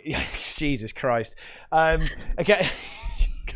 I do think, actually, I'll chime in here a little bit, because the Anka CM I think was a really nice little, like, almost like tips hat towards like the super hardcore endgame community, because I think when that first came out, a lot of groups actually struggled with it quite a bit. So I feel like, I mean, obviously this doesn't have to be the solution that they do, but something like that could be really nice. Is like each of the encounters that they release in the future probably won't be super difficult, but if they include some sort of achievement or maybe title or some, like, I don't know, gizmo or something like that you can earn from doing something really difficult, I think that'd be a nice little like acknowledgement to that side of the community. And I remember actually when Anka CM came out, a lot of like hardcore like raiders and people were actually very happy with it. They were like, wow, ArenaNet actually remembered us. They actually even like paid attention to us at all. And I thought that was really nice. Agreed. Yeah. I'm actually a big fan of stuff like that, actually. I think that's probably the most realistic solution that ArenaNet can do to like appease like the mega hardcore is essentially add a gimmick that you can deliberately avoid to make the fight like even more extreme.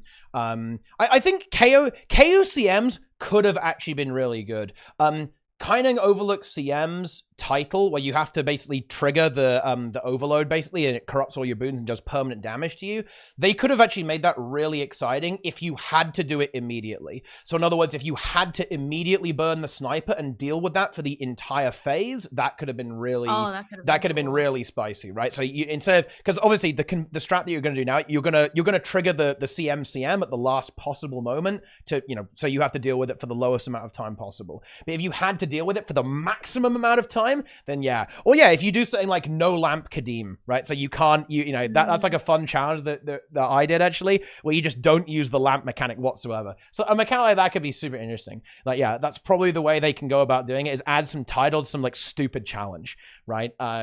Or funnily enough, I'm not gonna lie, if you just have like a nightmare moat that just like ramps the health up a lot, that would probably also help if you have a relevant enrage timer. Like, these things do actually force you to play well, because the tighter the DPS check is on an encounter, the better you have to play if you want to beat it, right? Like, that's the thing. Like, if you make a mistake and you lose, you know, 100,000 damage because you get hit, or you stop attacking for a while, or you go down state, right, or you fail a mechanic, then you're going to fail the timer, right? Like that's kind of a really relevant part of making these things challenging. And the best way to do that probably is these kind of wacky achievements that ArenaNet forces you to do. They could have done an HTCM as well. They could have just made Void Walker something absolutely ridiculous, right? On how you go about beating it, for example.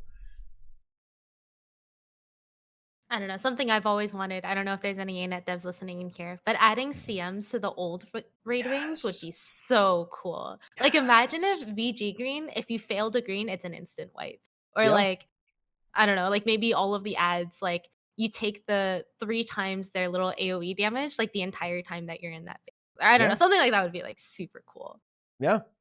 I think my ultimate Veil Guardian CM would be the ads in the split phases don't die. They just stay immune and follow you for the rest of the fight. So basically you have, in phase 1, it's basically the same. Boss probably has a lot more health, probably triple the health, maybe even quadruple to be honest, because it has very low health for the current meta. And the ads survive whenever you kill them. You just break them and the boss respawns. And you have more Seekers, more Blues, and a second green. And then you do the ad phase again, and you have 3 greens in the last phase. And if you fail, you die. So you have even more Seekers, even more Blues, and 3 greens spawning. Which, by the way, works because the main Veil Guardian green needs 4 people in it. And then the other 2 need 3 in the split phase. So that would be exactly 10 people. In the last phase, exactly 10 people would have to be in the greens. Beautiful. Yeah. But I do also think that's a lot of copium. I don't think they're ever gonna do that. Yeah, I can see it. Cool, Honestly, I can see it. I think them going back and adding CMs to old raids might be slightly more likely than a new raid. I agree with that. Yep. Once the content polish team or whatever they're called like runs out of low-hanging fruit, who knows, maybe. Yes. This was an unusual conversation. Well, there's still one more thing I want to mention. Oh, really? Balance. Yeah. With the upcoming expansion, the change to relics and runes is going to be talking about turbulence and creating chaos. The fact is that there's almost certainly going to be like a relic that increases alac duration. Ooh. Like, and that suddenly makes like tons of new builds like viable. And the power creep of everyone having like the exact perfect rune stat combination for their build rather than having to compromise in some way is going to be like insane. Yeah, and definitely pick up some Flame Legion runes if you have the chance. They'll be good. But yeah, I think the relic system is going to do more for build diversity than the weapon homogenization. And that's a prediction that I'm going on record with. I don't know how to feel about the new legendary relics because I literally a few weeks ago I was considering making the legendary runes just because it had been on my to-do list for ages. And then like a week later they announced the new relics and I was like, glad I didn't do that one. So you don't know, the compensation could be good. It could be, but yeah, there's I don't know how to feel about it. There's some interesting stuff because it really depends how relics actually work. Because if they're like an item that you equip into your gear, it's a build slot. Yeah, that's the thing. There's been a bit of rumbling. Yeah, there's a bit of rumbling going around that it's not going to be an item as such. It's going to be like a thing that you unlock. It almost seems like, and then you can like put it on any of your builds. Yeah, you have like a bit like the wardrobe, right? You can just kind of put it into your build. And if that's the case, that's a bit weird. Because how would they compensate you for that? They could just have all of them unlocked for you on launch. But what about when they introduce a new one? Right after that, are they going to auto unlock everything in the future if you have legendary runes? That seems weird, even from a development point of view. Like, how would you even implement that? That sounds super weird, I think. I do love the idea of specific relics being tied to doing specific content, which they mentioned.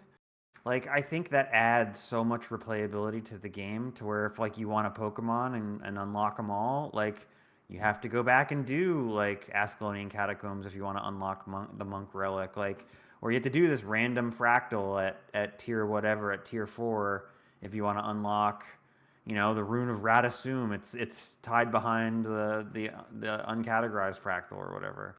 Like stuff like that could be is like it adds a lot of replayability to old content, even if it's just like a one-time scavenger hunt. I really like that.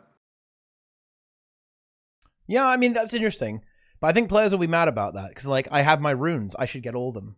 You know. I mean, I do have legendary runes, and I would like to have them all unlocked immediately when the I'll Xbox Yeah. hits. And then they're going to bit of put a relic spicy- behind the strike missions. Hope so.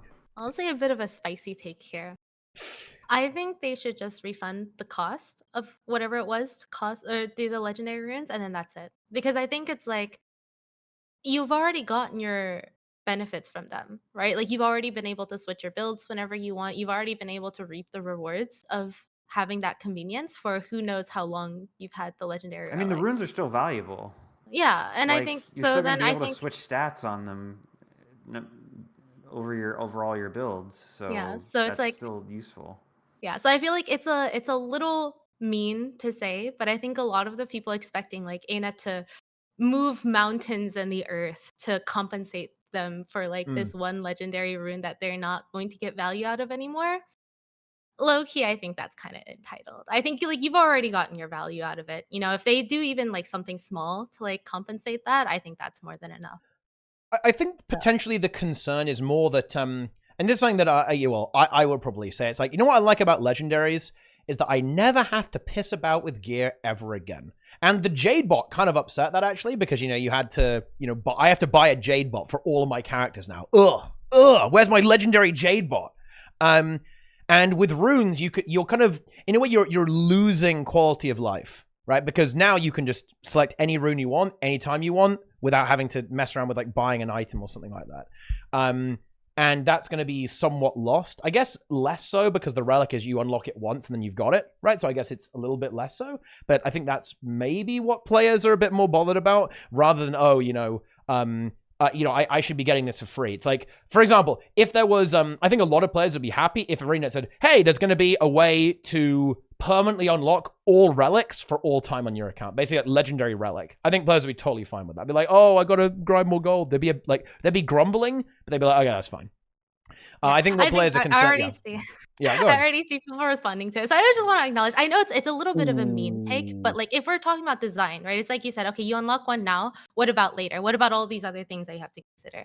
That's why I said I feel like best way to compensate is just refund the cost, right? Like I haven't made legendary runes, but like if it costs you 1,000 gold to make one, just give players back the equivalent of 1,000 gold, right? Give back the materials or whatever it is that they use to craft it, and now you can use those materials for. I feel like that would be the easiest and most simplistic way so that you don't have to deal with all of these edge cases where like, okay, you get the rune in this situation, you don't get it in this situation, you get it now, you don't get it in like a year or two from now when they add new relics, all that kind of stuff. 300 gold for one. Yeah, like I said, I don't know the exact details. So that's all I'm trying to say. All I'm trying to say is I have heard whisperings of people expecting all of this other stuff. They're like, oh, I crafted my legendary room. I want to get like a new legendary relic when it comes out. I shouldn't need to do anything else, blah, blah, blah, because I've already expended the effort. And I feel like that's kind of like going a little bit too far. I think if they give you back at least something of equal cost, I think that's more than Kind of comes full circle here. Is that the game changes sometimes? You know, the game changes, and you're gonna have to kind of deal with the change sometimes. I have some thoughts. Okay, tell us. So I think there's a lot of people complaining about relics, but have we ever stopped to consider why they're putting relics in the game? Why would they do such a overhaul of the system that we've known for so long? What do you think?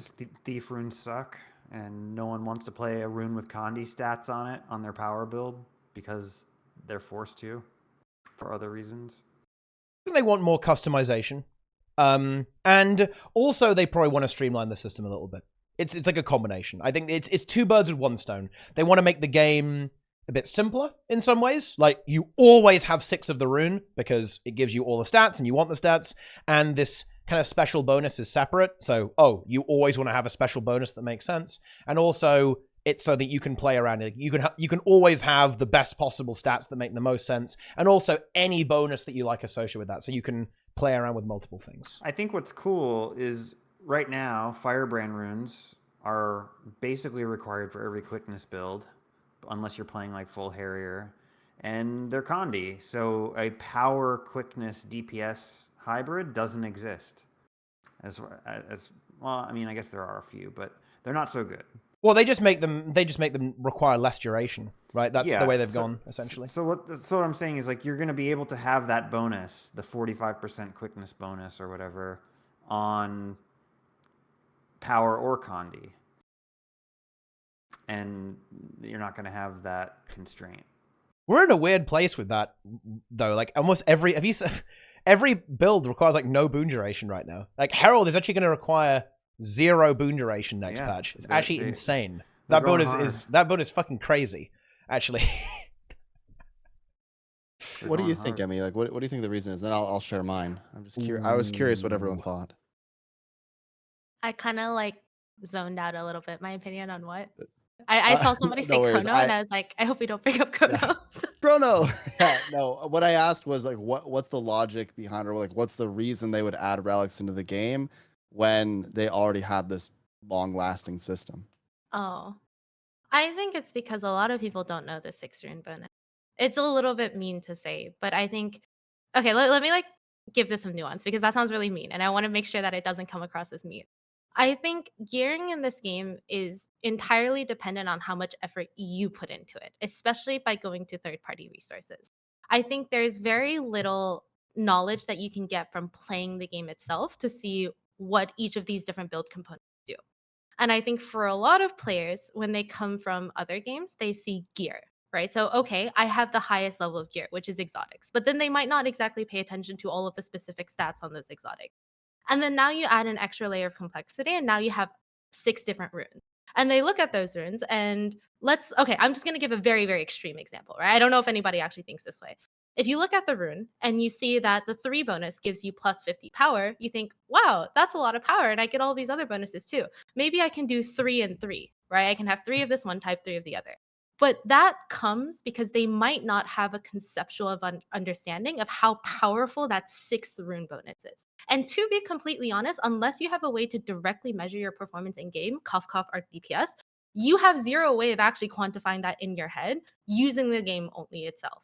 So I think my suspicion is that they want to make it so that you're not reliant on that 6th bonus anymore, because a lot of people probably don't engage with it.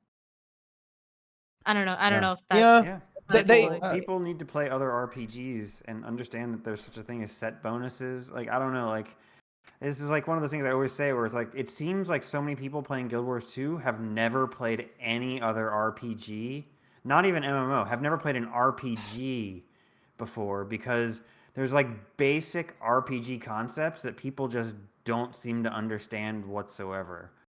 Like, oh, I have an empty gear slot. Oh, well, I'll just leave it there and empty forever, I guess, when I eventually figure out how to put something in there.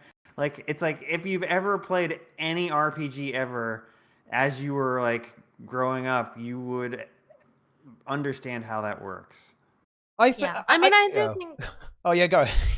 I was just gonna say, I do think that that's true. Like, especially with the newer generations, right? Like, especially people that grew up with games. There's a lot of like prior knowledge that you take from other games that you can then apply into this. But I would also say there's probably a lot of people that haven't played that many games before. And again, I think a big thing, I'm going to lay this at ArenaNet speed, I feel like it's not very clear in game at all. I feel like if you don't have the 6th rune bonus, and if it really is as powerful as they say, you should have something that pops up and tells you, right? Kind of like the same way it's like if you don't have a special, or a trait line chosen, or if you don't have like a stat chosen on your weapon, the game tells you. So if runes are such a big deal, then I feel like that should also have a pop-up. Same thing with sigils. And then honestly, in a lot of ways, same thing with infusions, right? It's like if you don't know what that infusion slot is, there should be something directly in game to tell you how to deal with that, like the agony part for fractals. I just feel like there's not that much. I don't know. I mean, we all know tooltips in Guild Wars 2 could be vastly improved. And I don't know. I think just it's really difficult for a player to get the knowledge that they need directly in the game. I think if a player reads, they'll get it. You know, if you look at the numbers on the runes, they go up a lot. That's what they tried to do. They tried to make the final bonuses a lot higher. But I think it's more of a meta issue. I think we talked about this at the start of the TeaTime, right? People play this game to chill out, not to read a fucking dictionary, right? Okay. And as a result of that, like players just don't care that much. Partly because it's not relevant, partly because they just don't have an interest in that. They just want to like honestly enjoy like a fun online cool RP like role-playing experience, which is ultimately what a lot of players are here for. And I think you can really see this in other MMOs actually. And you know what? Let's just bite the bullet. In WoW, you literally cannot equip bad items. It actually doesn't let you. And I think that's very telling that the game works that way.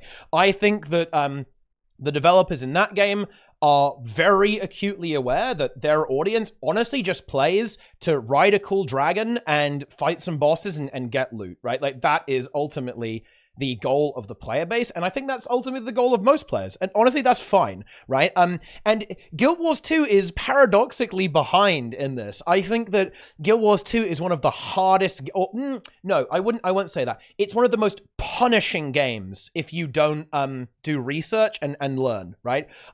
If you don't learn how all of your abilities in WoW work, that's honestly not the end of the world. You can even raid, right? Like if you don't really understand how your abilities work, you'll be fine. Like you'll get there in the end. It will probably work. In Guild Wars 2, if you don't put the effort into learning like how your gear works, how your builds work, right? All this kind of stuff, you will get absolutely demolished, okay? The game will bully you. The game, okay, will steal your lunch money, and you'll never get it back. And I think this is a really interesting dynamic that Guild Wars 2 has that, weirdly enough, other MMOs don't have.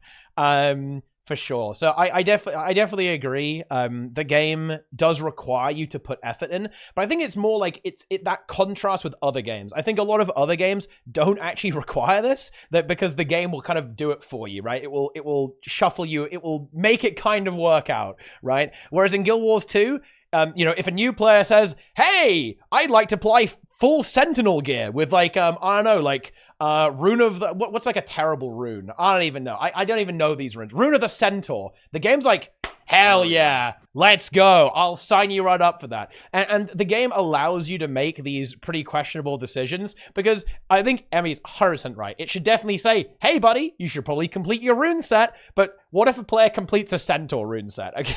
Okay.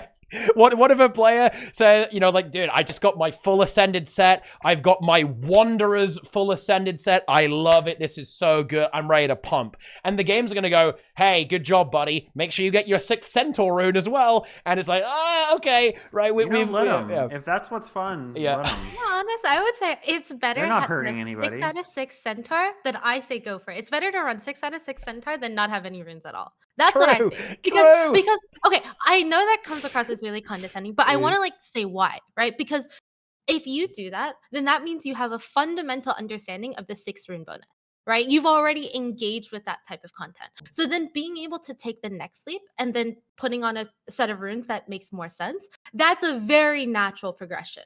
Right? I feel like right now the problem is you go from 0 rune to 6 rune that's optimized for your specific build under this specific build and circumstances. There's a lot of gap in there that doesn't exist. And I think getting 6 out of 6, no matter how weird or strange that boon choice or that rune choice might be, you've made it. It's still a step in the right direction. And then the next step might be, okay, the runes that are like really, really popular. I mean, we kind of already see this, right? Like the popular runes on the trading post are significantly more expensive. I think if there was a way to kind of highlight Flame Legion, those should be more expensive. Yeah, I but I feel like they will be later. Yeah. So anyways, yeah. And again, I think tying it back to before, I think this is why I think they're going for relics instead. Because I think relics will just be a much more intuitive way for you to figure out what's good for your build. For sure, So- yeah. I think you know the reason I asked that question was because I think there's a lot of reasons they're putting relics in the game, and I think it's really intelligent to mix these things up now. So one, economy. We've known for a while that the economy is kind of in a weird spot. There's not a lot of item syncs, so adding something that you potentially, we don't know for sure, but you potentially might have to fork out some resources for, that could be a good thing.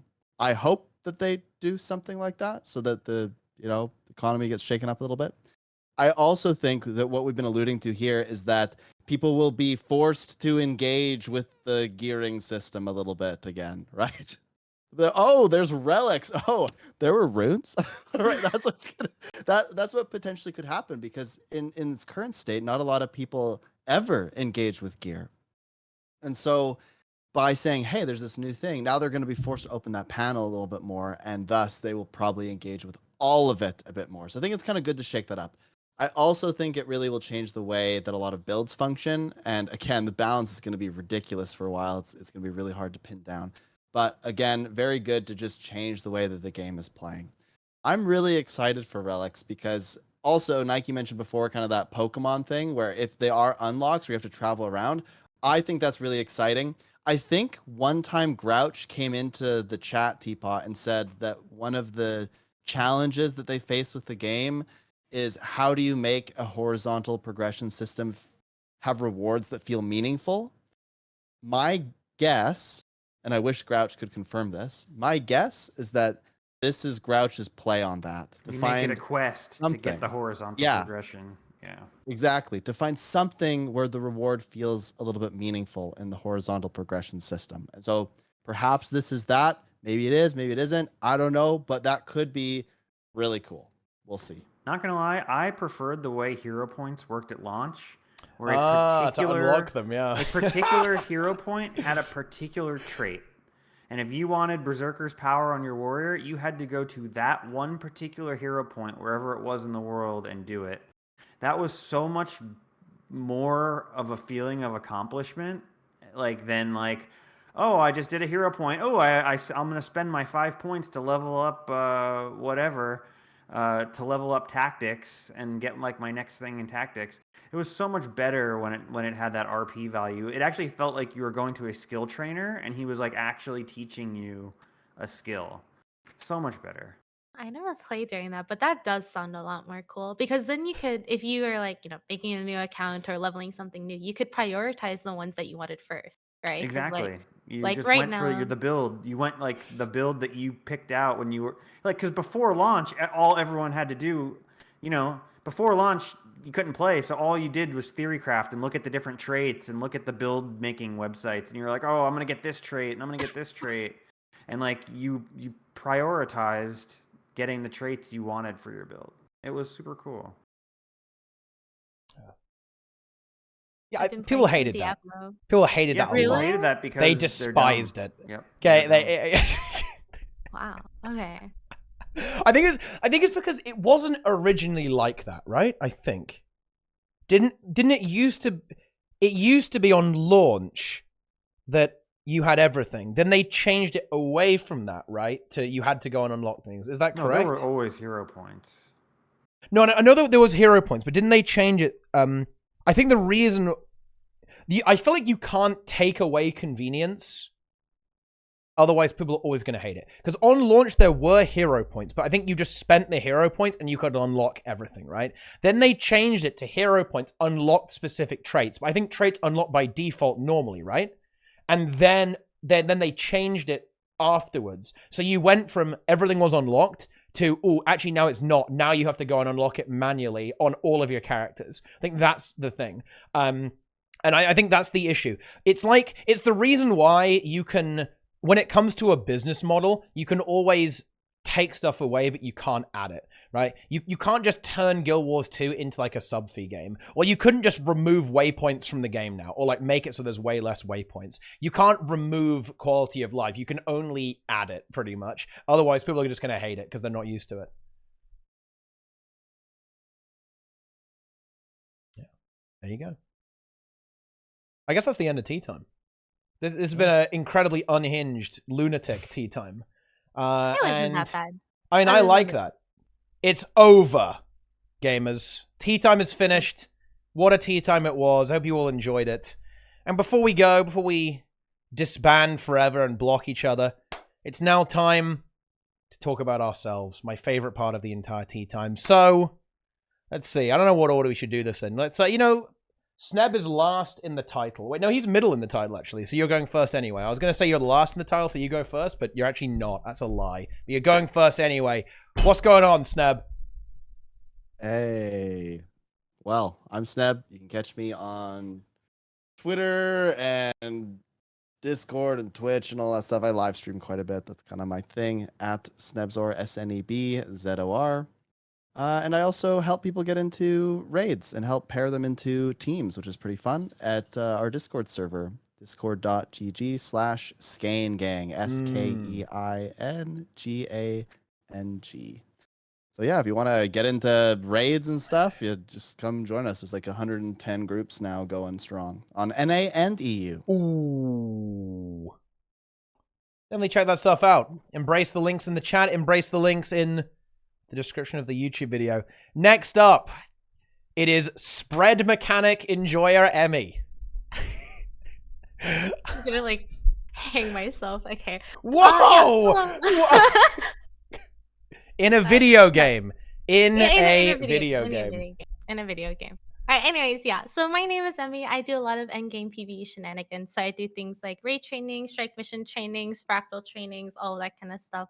So primarily focus on teaching new players the old content and everything. But recently I've been doing a lot more, I guess, more advanced and intermediate trainings and stuff. So we've been doing like title training, so Wing 7, Wing 6, Wing 5, and then gonna be ramping that up and most likely going to be leading a HTCM prog group number 4. So I've done 3 so far. So if you're interested in that, then feel free to come hang out with stuff. Boom. So yeah.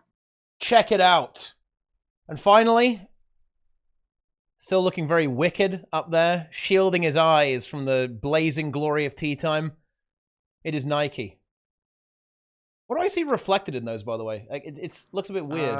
My monitor. Yeah. Which is you. Yeah, it's me. And Emmy and Okay. Sneb. Yeah. Yep. Impressive. Where can we Yeah, I find have a Zwift I have content? a YouTube and a Twitch, but frankly, I don't want any people in chat to follow me on there because I'm trying to cultivate a high net worth advertiser friendly audience. And I feel like these degenerates in this chat are going to bring that down. And most likely, I would get less ad revenue by them following me. Plus, it would start recommending my channel to people, undesirables that I don't want involved. And it's going to ruin the algorithm, so please don't. Yep. Okay, well, I mean, there you have it. I don't really know what to make about that. This really has gone off the rails. We're completely out of control today. But anyway, you should definitely follow everyone here. You should definitely watch all the streams, except Nike, I guess, and don't watch his YouTube videos. But watch Sneb and Emmy's YouTube and Twitch channels, and definitely this one as well. If you enjoyed this lunatic TeaTime about balance, hit the follow button, hit the subscribe button, watch all the other TeaTimes, and certainly let us know what you think in the comments. Let us know your take on the variety pack of topics that we have discussed today. Let us know your thoughts, your feedback, your ideas, okay, for the game's balance, for the design of the game, and I don't know, like everything about Guild Wars 2, I guess. You might as well do that because, I mean, I don't know, you just watch the 2-hour podcast, you might as well. It's going to take you an extra few minutes. Yeah, 3 hour. That's true, actually. It's 2 hours and 50 minutes, although, actually, that's not true because there was an intro screen, but still. That's the content. That's it. Thanks for watching, gamers. I think we are just about done for the day. So, hope you enjoyed it. And we'll see you next time. Farewell, friends. We're out of here.